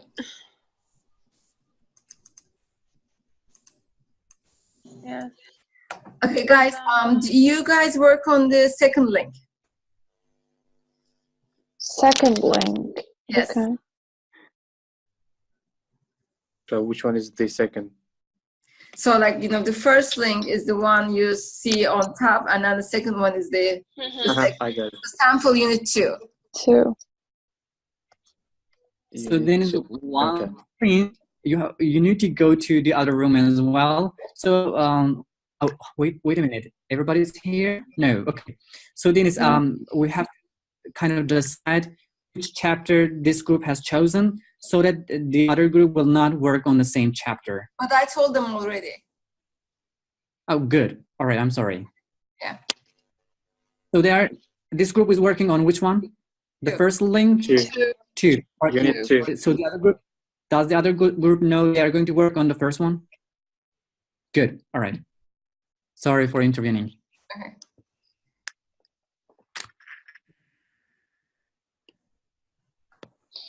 Now we will examine the red one, Speak Out, right? The second book. The second book, yes. The one with the blue cover? I think it's Is it blue or green? or I see know. the I can't tell. third unit and people and Speak Out. Yeah. That's right. No, it's unit Is 2. it right? No, it's people. The other one, unit okay. 2. It's okay, I will check again. So it's green, yes, unit 2. Green one, okay. Okay, I'm gonna go and check the other group, okay? All right.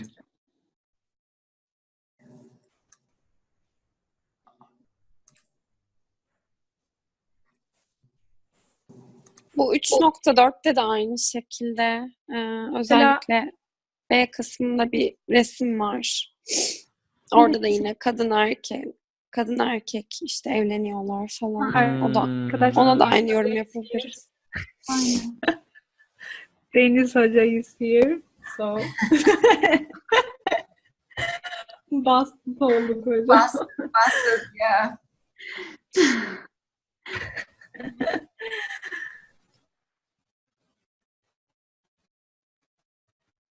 Okay, pretend that I'm not here. I'm just listening.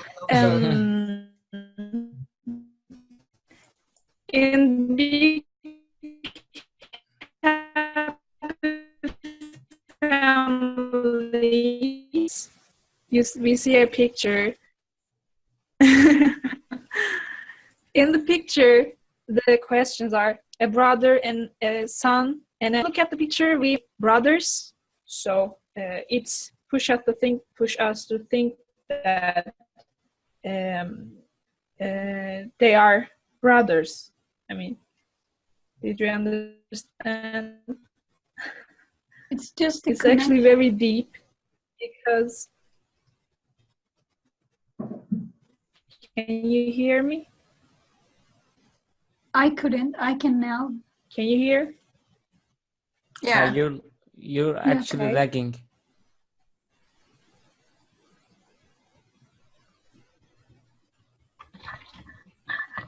If there is like too many things open in your on your screen, like in the computer, maybe like turn them off. Sorry. It's not actually. Okay. I think it's better now. So go ahead. Okay. Yeah. The questions prompt us to think that the male ones are brothers, but they may be couples in reality. But this is so deep, so I don't know if I'm right or wrong. Okay. Which page are you looking at? Big Happy Families unit. And the page 29, 30. Okay, 30, yeah. Yeah.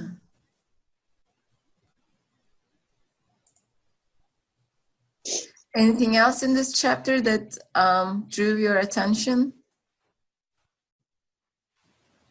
How about the page 34, the wedding here? A straight couple wedding. Obviously. Yeah. Yeah.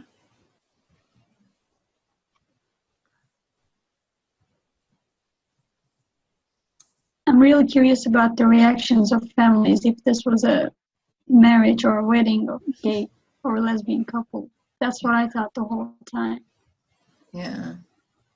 And also we can underline the saying as man and wife. Yeah. Yeah.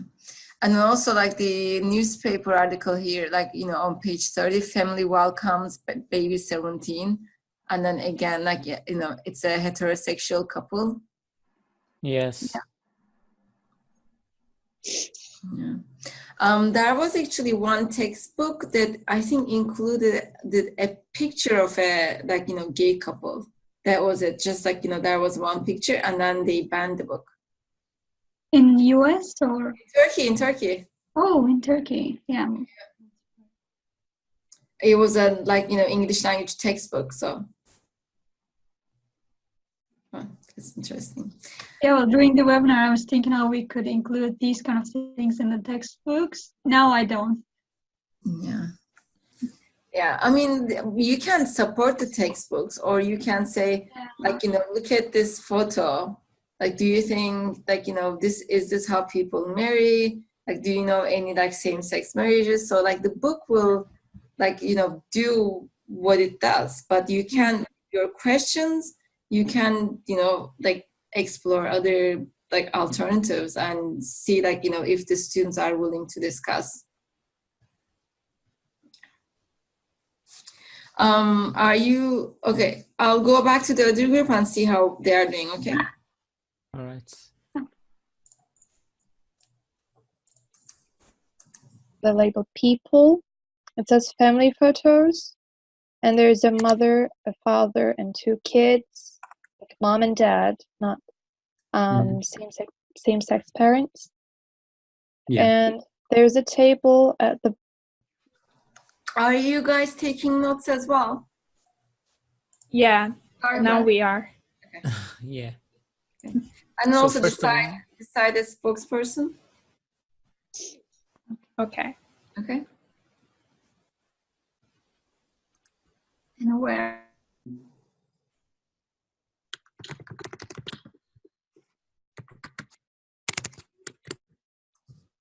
all right.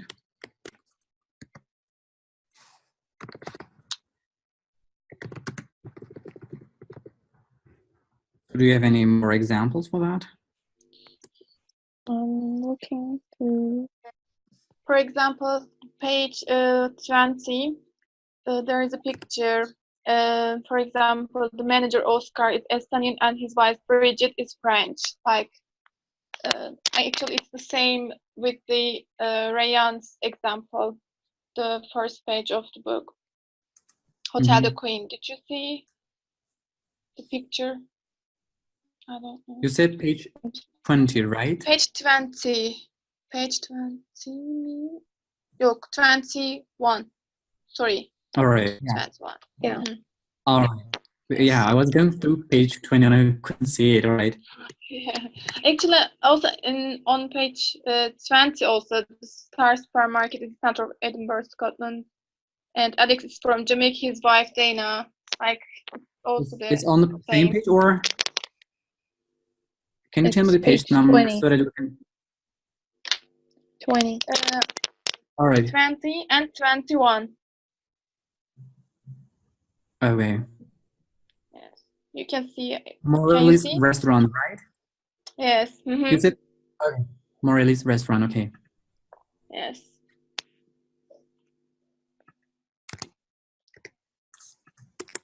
I'm just writing down the page numbers, so when they scroll down, we can talk about them. All right?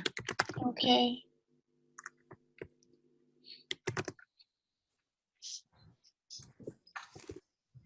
There are a lot of examples of couples, but all the couples are like male and female couples.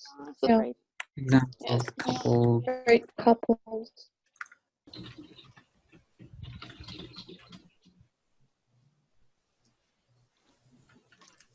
değil mi o? Yes. Yeah. And the activity is 1A.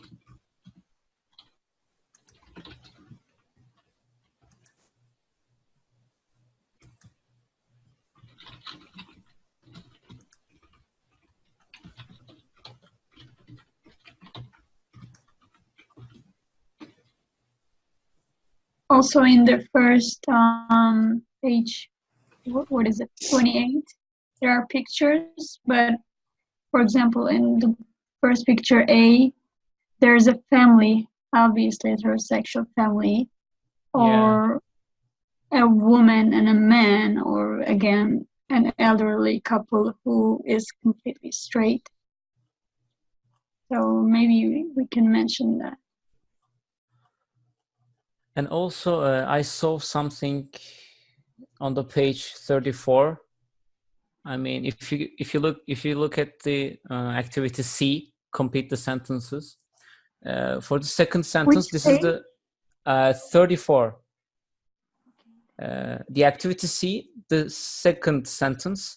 This is the nervous bridegroom, Jorgos. In a few minutes, he and Maria will be man and wife. So it's a good example. Yeah.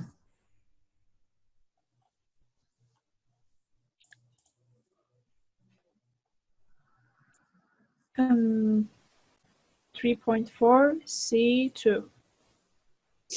And also in the page 29, I see 3 girlfriends, and it's written that, are you true friends? Maybe they are not friends. Yeah.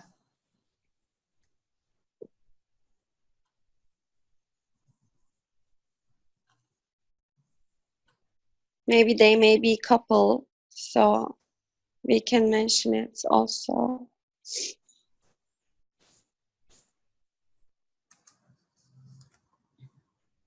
So when you do your presentation, you tell me to show show them the page numbers, and I'm going to show it to everyone. The page numbers of the textbook, because I'm working on it. Yes, I'm writing down the page numbers as well. Okay. So let's take like 2 more minutes and then meet in the main room. All right. Okay, bye-bye. So how many examples we got? Yazdım. Visual, the royal. I can't hear you. Yeah. At the end of unit, there was a Page- royal page- wedding. page At the end of, There is the I don't know royal the page wedding, number. the horses, and also probably I'm looking at something. Yeah, is the correct word page? I guess. So the royal marriage, right? The men are on the horses, right? All right. And what did you say about that? Yeah, right. Like it clearly states that in a royal family, men and women just marry together, not man and man. Okay, got it. It is actually the case, but if we want to talk about the picture, it states that one. Royal family, male and female marry. Mm-hmm. I told the other group to wrap up in 2 minutes, so if you can finish up soon. Yeah, we're almost done. All right. So as I wrote on page 20, the royal family. So in royal family, male and female marry, but not other genders. Mm-hmm. All right. Right.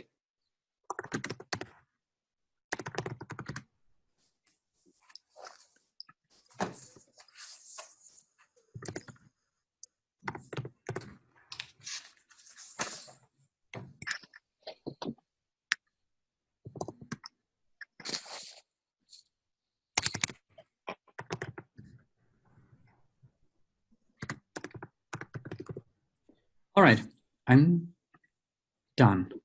Okay. So when have you chosen a spokesperson? No. There we go.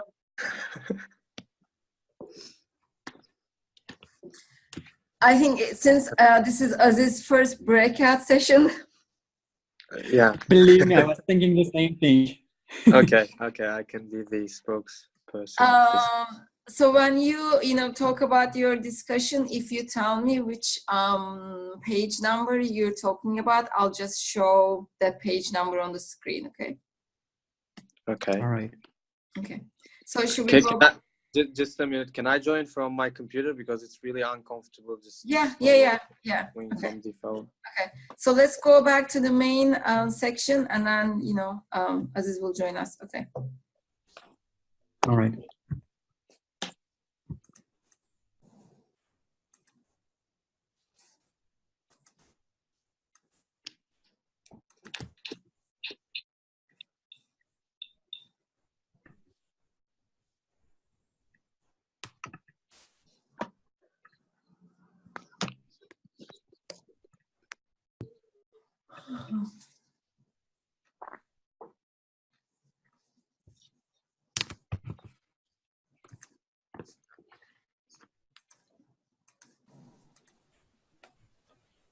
Are you guys done with your notes?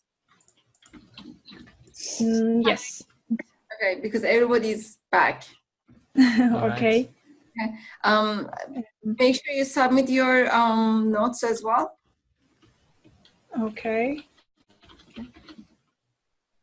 But if you need to see them, then maybe don't submit, and then submit when you're done. Okay, you have submitted. That's fine. I submitted, yes. But I didn't write our names.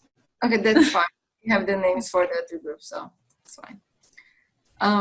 Okay, so shall we go back? Yeah.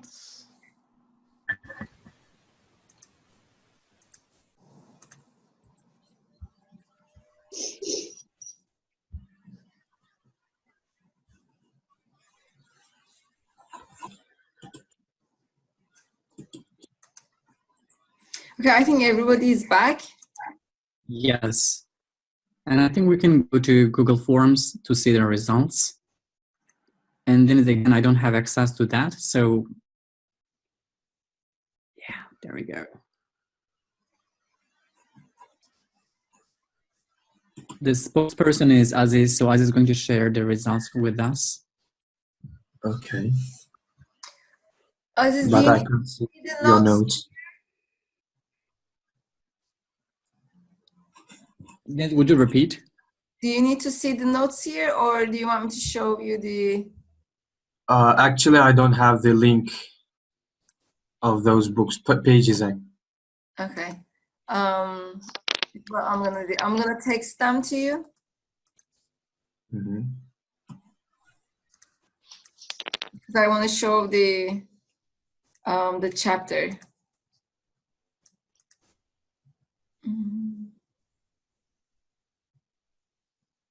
Since I wrote down the page numbers so I can tell the parts to Aziz so that you can just show the book chapter and we can go on. I mean, I shared the whole notes with him, so he's good. Right. Okay, so you did this unit, Second right? book. Uh-huh. Okay, Aziz?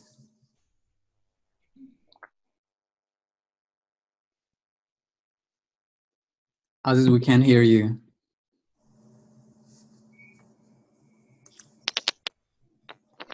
I think Aziz left. No, he's there. Aziz, you're muted. Microphone is muted. Excuse me. Sorry. Okay. I got the messages. We talked about binary sex marriages on page 18, I guess. Yeah. You can see the normal family life. Nothing strange. Section C, I guess Rayan mentioned about the male and female marriages. Like you can see the, let's say, the symbols of male, like husband, male man, yeah, and wife, and the parents are like male and female. Okay, we can move on to page 20.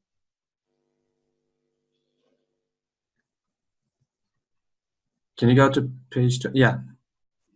So it's about Morelli's restaurant, and we have another picture there. Yeah, it's about Star Supermarket. It's about the, let's say, the owners of a supermarket. You can see male and female. Nothing strange and nothing bothers us. Can we move on to page 21? Hotel de Croix. Yeah, there you can see the picture, the owner and the let's say small family. It's a small family business, and here you can see again father and two sons, and I guess the wife. Okay, can we move to page 25? It's about royal family marriage.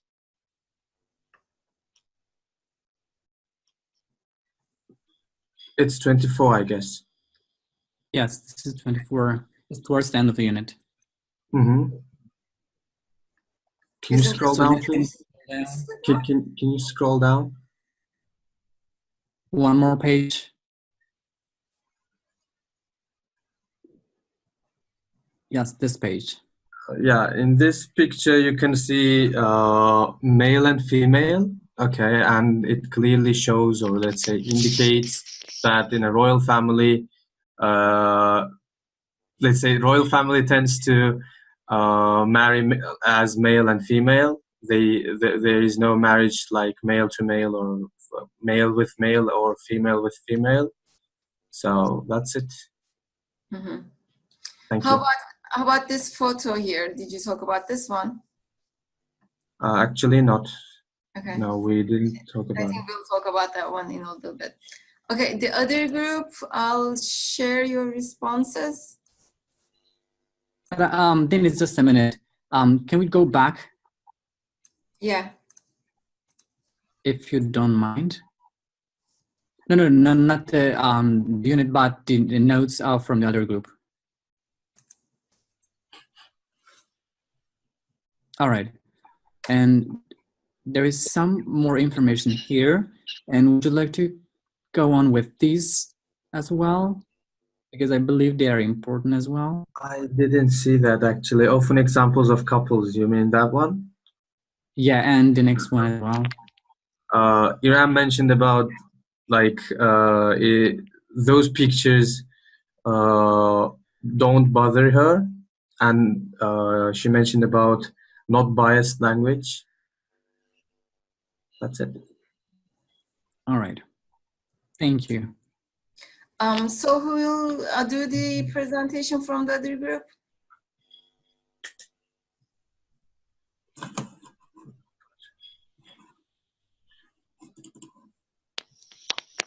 Dila, Büşra, Necati, and Vildan, and Cansu.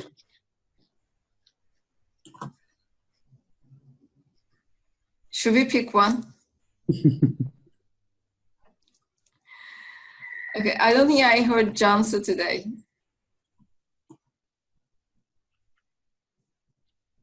Cansu, can you hear us? Cansu, you're muted, so if you're speaking, we can't.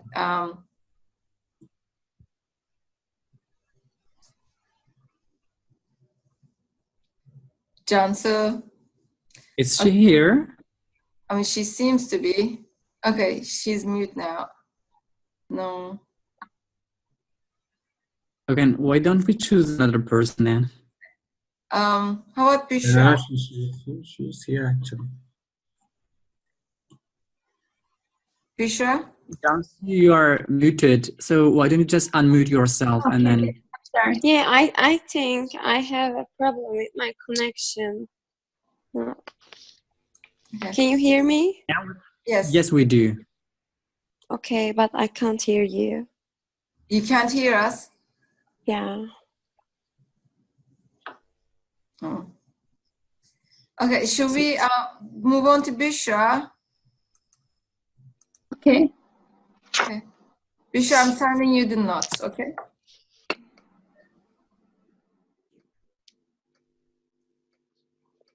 And this was your book. Oh, sorry. wait. Hocam, can you make it full screen? Which one? The book? Yeah, the book. Yeah, it's right there. No. There's a full screen option. Under yes. Yep, No. that's it. No. Yes. Is that okay if I go page by page, because I didn't type these, so I sent it to you, the notes. Do you have the notes in your chat box? yeah, but we talked about these, so I didn't type these. It gets confusing for me. Okay,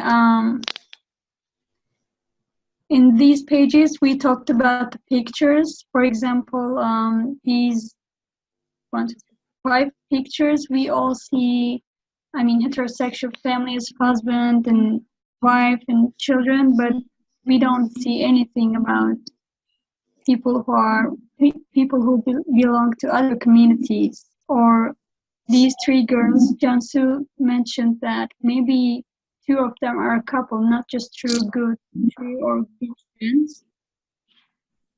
And that's what we talked about these pages. And can you please scroll?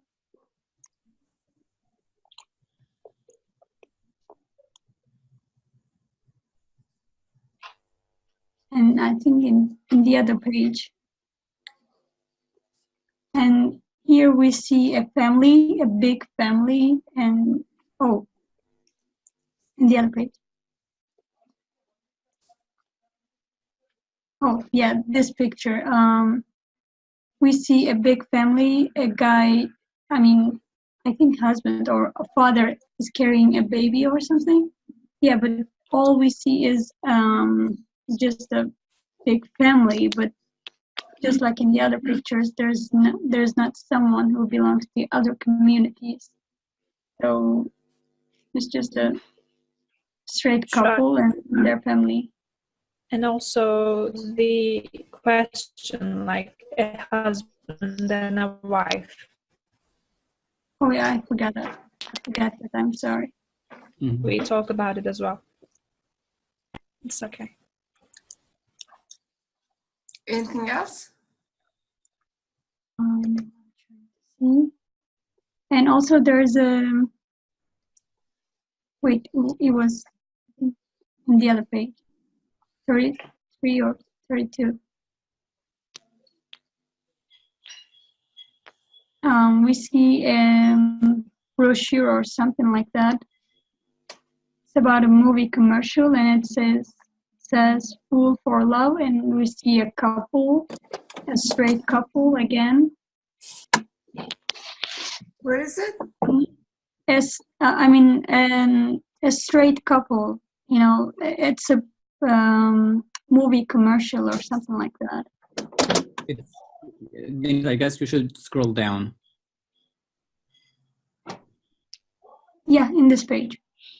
It's the page 33. 33. Yeah, 33. But 33. Oh, okay, this one. Are you free tonight? I don't know if you can see it because it's very small, but in the second picture, with a lot of lights, right next to class. Oh, Yeah, for that's love. it. Yeah. It's a movie for.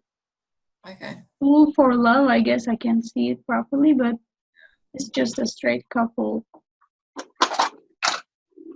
I think Nejati mentioned that. I don't remember who said it. Okay. And then we see a celebration in Crete. We see a straight couple getting married again. Nothing about LGBTQ. I don't know what I'm forgetting about. If anyone wants to add something, please feel free.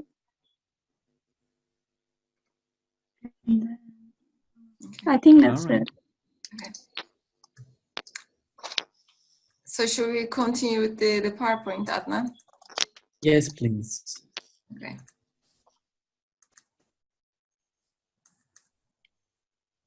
All right. Something happened to my screen. I see. Okay, better now. So gender identity is already an integral part of language teaching. So these are some examples that you already talked about. So when we look at the pictures here, we see that oftentimes the family or the marriage is defined on the basis of male and female characters. So nothing, as you mentioned, belongs to other communities or people coming from different sexual orientations. So it's very heteronormative in terms of marriages and the representation of gender identity. So we can go on. Again, here you see these are the pictures that you guys also talked about. So if you look at the picture on the left side, you see that the family is portrayed in terms of male and female characters, and also the first group talked about the section C. So the connection between wife, husband, and parents, especially the visual and the written discourse or language combination. So if you look at the visual, it's a male and it's written husband, and female as wife, represented as wife, and parents consist of male and female. If they come from different sexual orientation or from the same sex, and this is not probably welcomed in the course book. All right. Again, the same issue here. So you see the royal marriage, as it talked about that. So schools circulate messages that normalize heterosexuality and traditional gender roles. The use of royal family is very important here. So it's kind of a subconscious message that so in marriages, always, is the male and the female figure, not people from the same sex. So kind of it's a subconscious message, but also you can say that it's an explicit message as well. So which at the end of the day kind of builds the idea that whatever choice you have, in terms of your sexual orientation and marriage, it won't be welcomed as long as, or if you don't marry to a male or female, depending on your kind of sex. Am I clear with that? All right. Yes.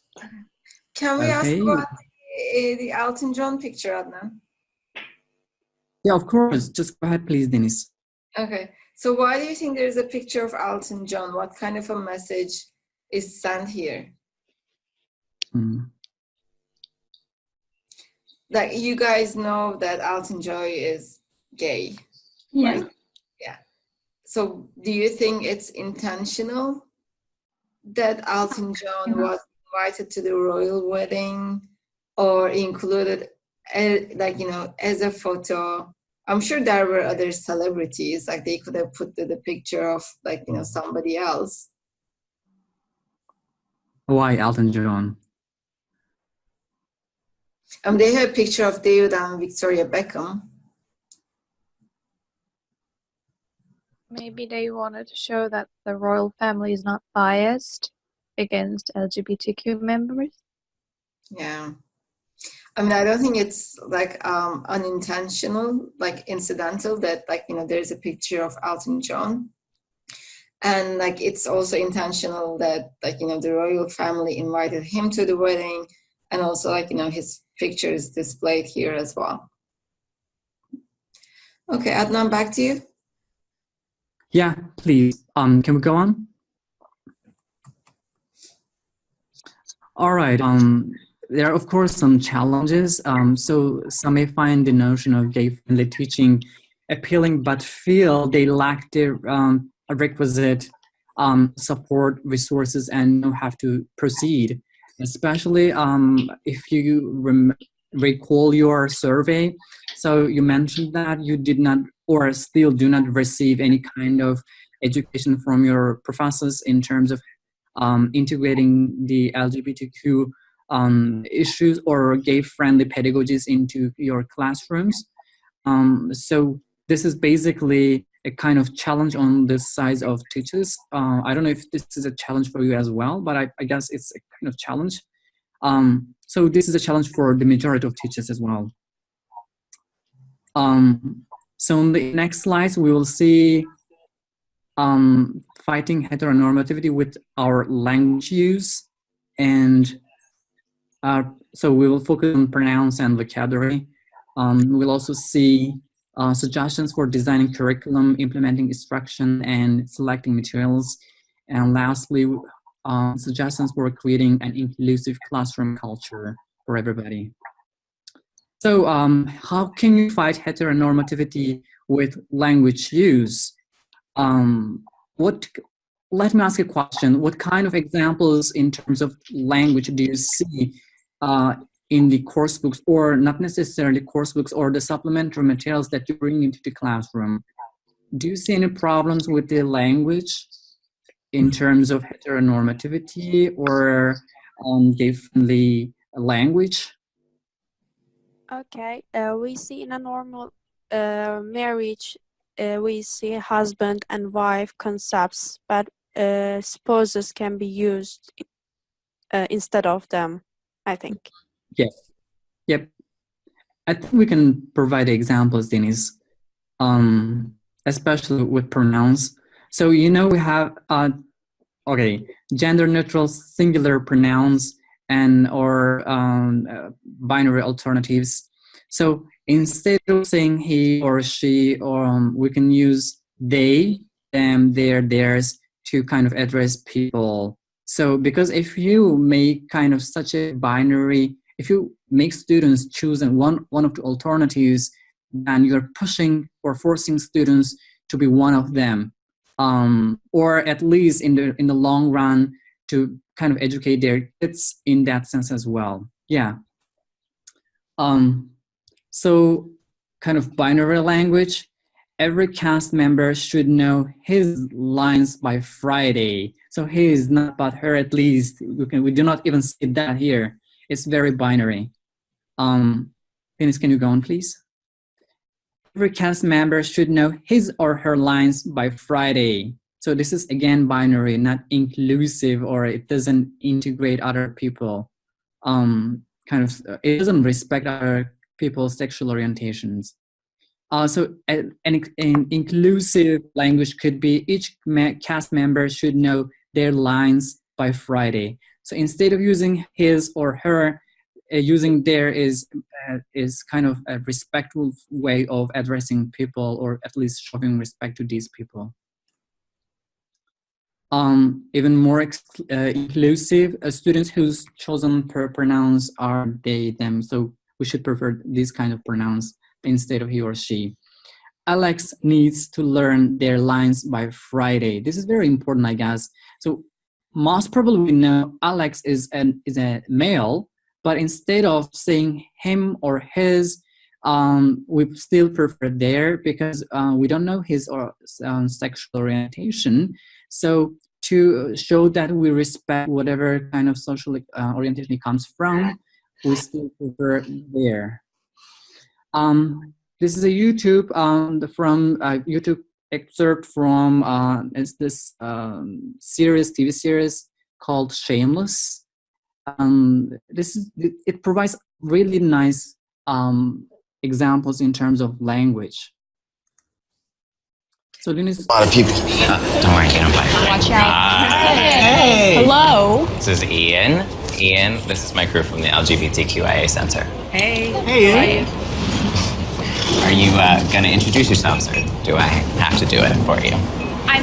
I'm Bethany. I'm a triracial cisgendered girl fag. I identify as pansexual and my pronoun is she. Okay. Hi, Emerson. Gender fluid, hetero-romantic, demisexual mutt, and a redhead. My pronoun is Z. Hey, I'm Rabbit, genderqueer, tax attorney. I identify as Jennifer Aniston. Just kidding. Be them ver. DX. Chinese Mexican agender intersex AFAB. My pronoun is they. Okay. All right, is it okay if I ask a few questions? Better than to assume you know the answers. What is intersex? When a person is born with what is typically perceived as both male and female sex organs. AFAB? Assigned female at birth. When your parents decide your gender without considering how you may identify in the future. Okay, and what's the whole pronoun thing? When we talk about DX, we say ask them if they would like a coffee. But there's only one of him. Her, them. Fuck, I have no idea what I'm doing.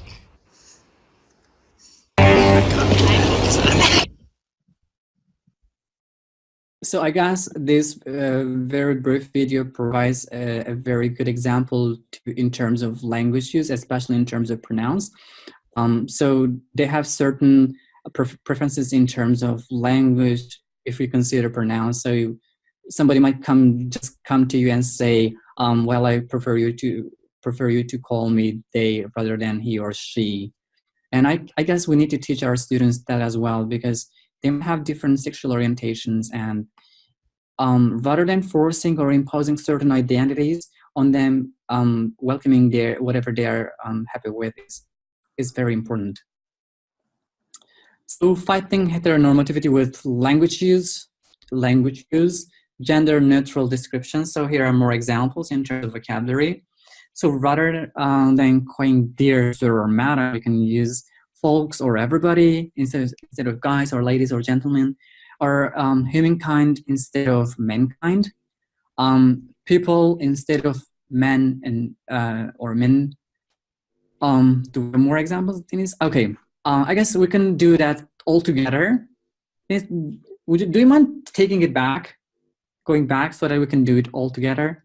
So freshmen, you already saw it. We can say the first year students. So man-made, what can we say? What word can we use instead of that? Any ideas? Human-made.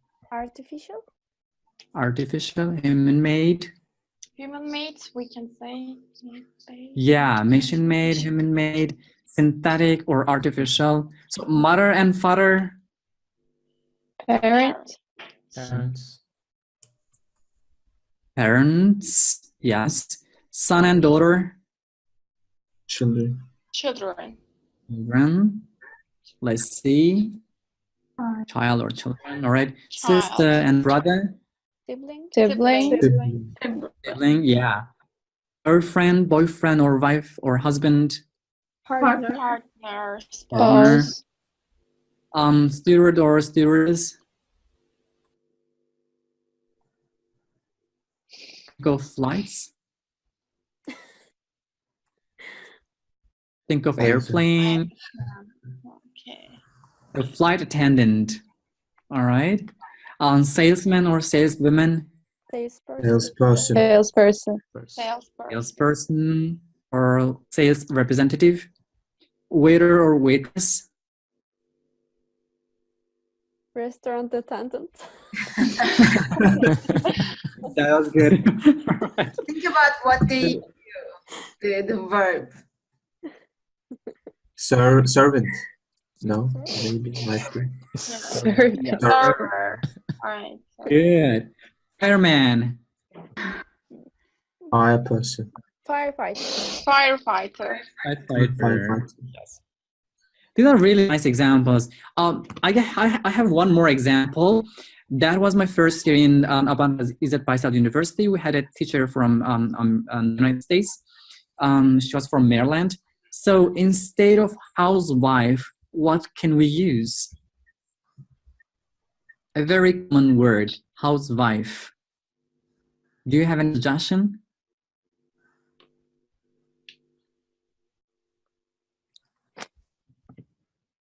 All right, there we go.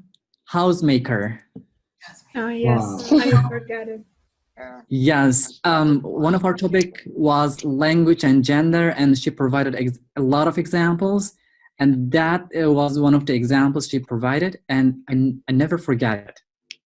And I guess it's really important. So designing curriculum and implementing instruction and selecting materials. So the question is, what kind of or what can you do to represent gender diversity in text selection? What can we do when you select a course book or textbook or other supplementary materials? What can we do? Any ideas, any suggestions?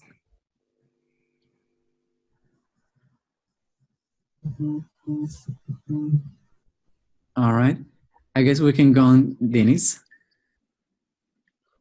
Include not only books or books by or about cisgender people, but also texts written by transgender and non-binary authors about transgender and non-binary characters and experiences. And I believe this is very important because oftentimes what we see in what we read or what we see in the course in our courses or lessons are books or texts that are written by one gender. Oftentimes these are cisgender people, but also bringing books or materials prepared by different people or people from different sexual orientation will help these students to build a critical understanding of gender identity.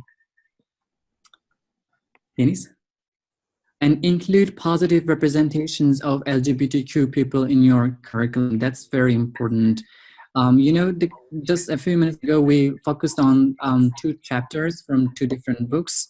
And we had this heteronormativity as the norm in the course book.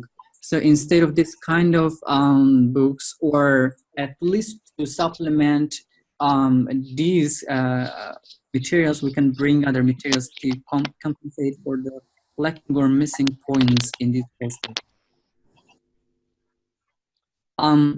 And we should not limit or do not limit discussions to a binary understanding of gender and gender identity, teaching or discussing gender or identity, because on one of the slides we mentioned that oftentimes straight people come up with the idea of sympathy, even not empathy.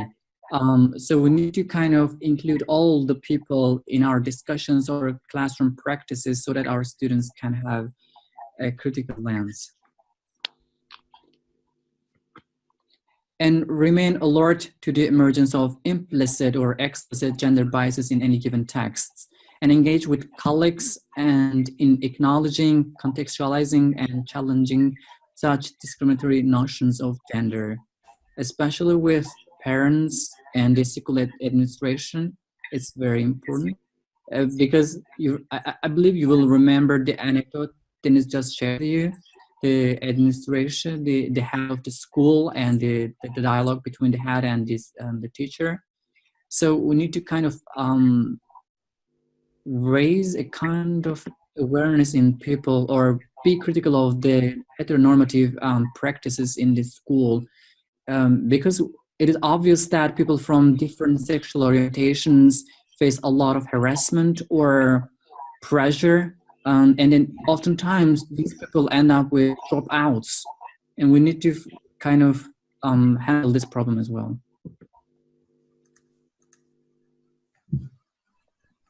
So creating an inclusive classroom culture, yes, then we can go on. Yes, do you mind clicking on the points? So we need to create classroom opportunities to discuss and challenge gender assumptions, particularly binary assumptions about gender. So how can we do that? We can do that through the use of language in the course book. Just a few slides before we provided some examples in terms of vocabulary and pronouns. So we can just make all these points questionable on our student side. We can raise some questions at these points and make our students question the language, also the visual representation. Make sure your students have the opportunity to choose books that portray diverse families as well as men and women outside of gender stereotypes. All right. Seek out classroom speakers such as women engineers to present to your class. So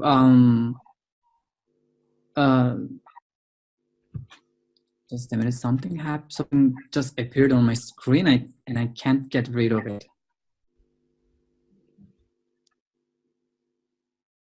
All right. You know, even in our courses, we rarely see women characters. So bringing some or inviting somebody, especially a female person, to talk, to give a talk or to talk about a particular topic, will totally change the atmosphere of the classroom.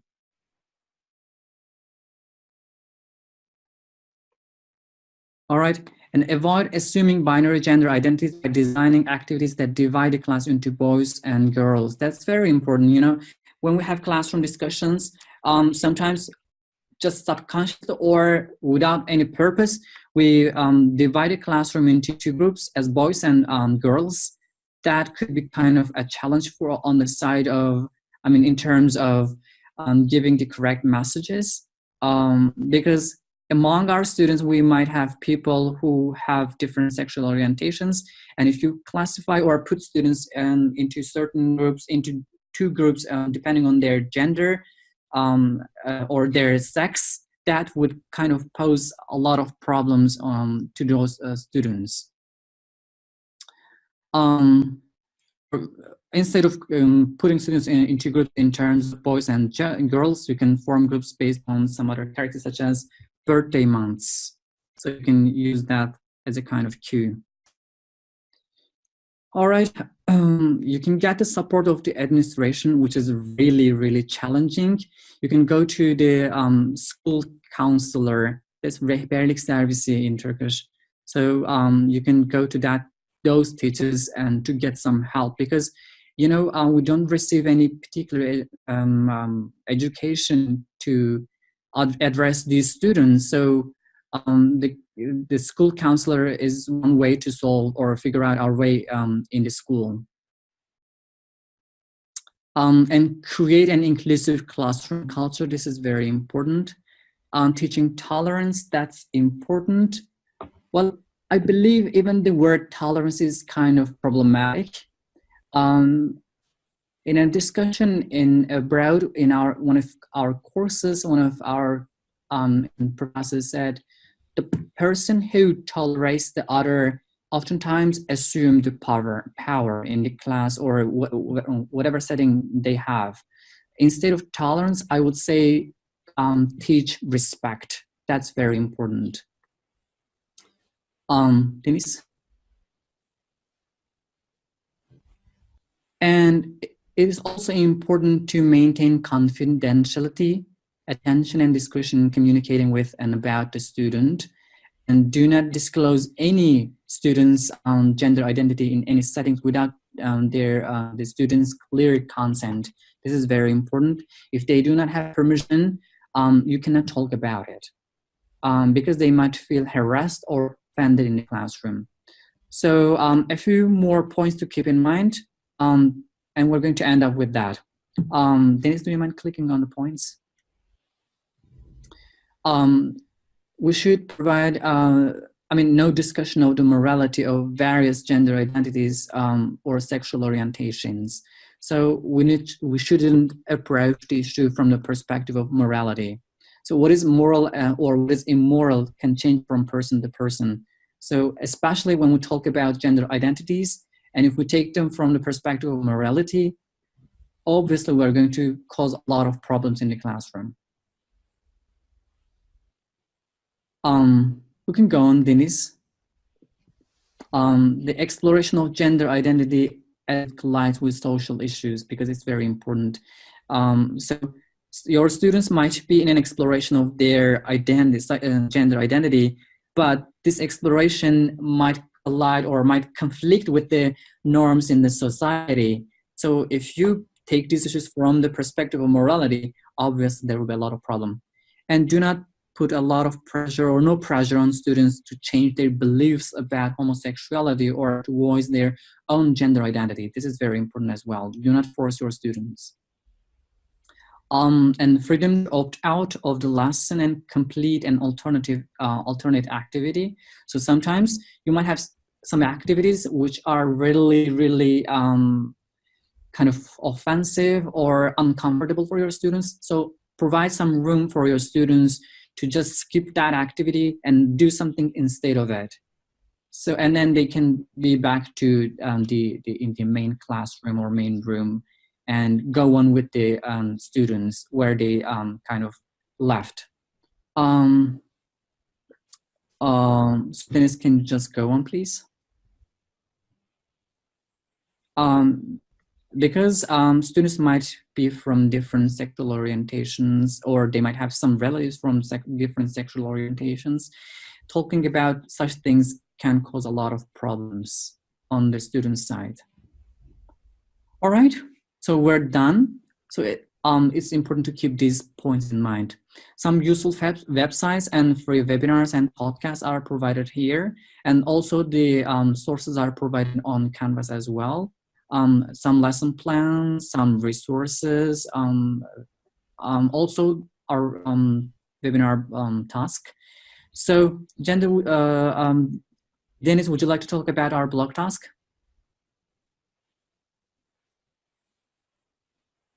Dennis? We have 3 options for this task. First of all, what we want you to do is have a look at these questions. I'm not going to read the questions for you, but these are just guiding questions. So we don't expect you to write answers to every one of the questions listed here. Like pick the ones that you have things to say and discuss only those.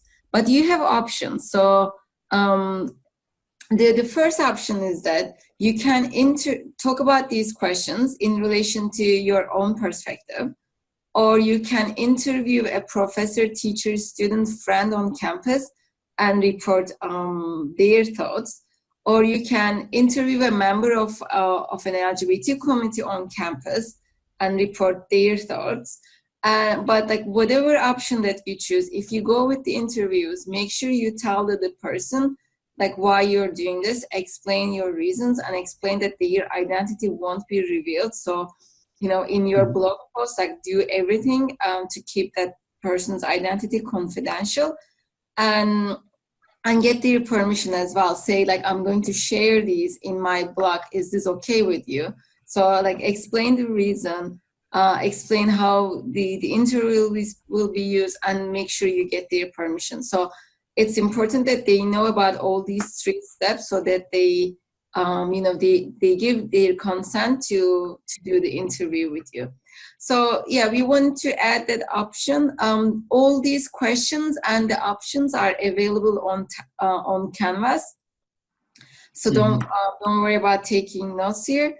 But we want to add a variety. You, as I said, you can talk about these questions in terms of yourself and your own experiences, or you can interview somebody and then talk about their experiences. And I think that would be nice as well.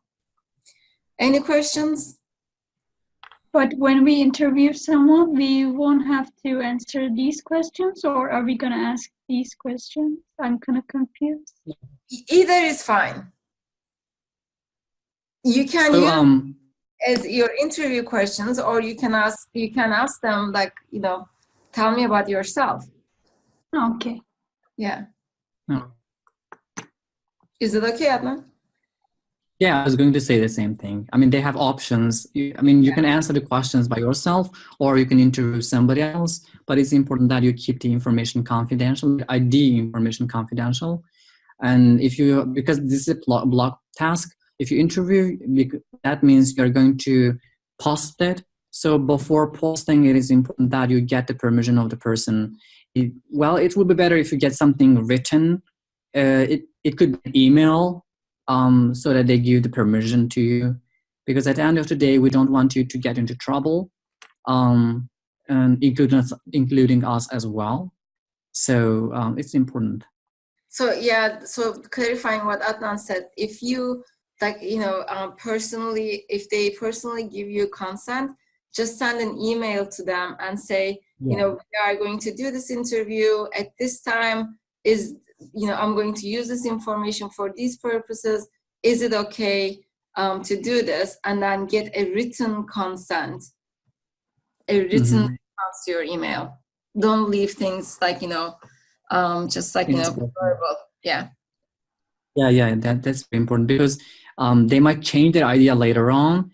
Then, if they're not happy with the situation, even if you say you gave me the permission, they will say no, and then you see a lot of problems then.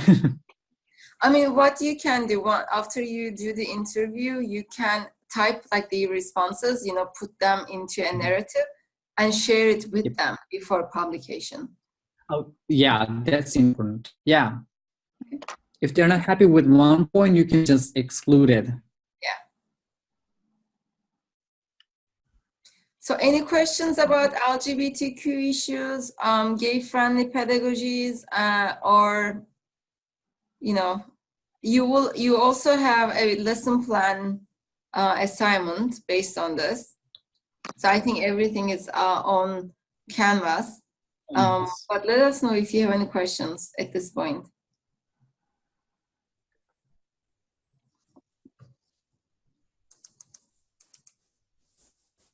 Okay. All so right. should we say good night? Good night.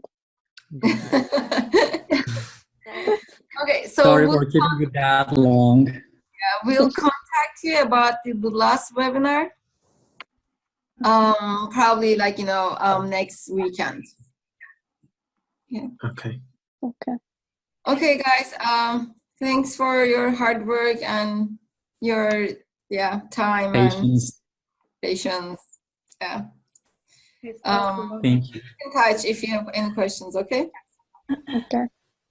Okay. Bye. Take care. Bye. Good night, everyone. Bye. Okay.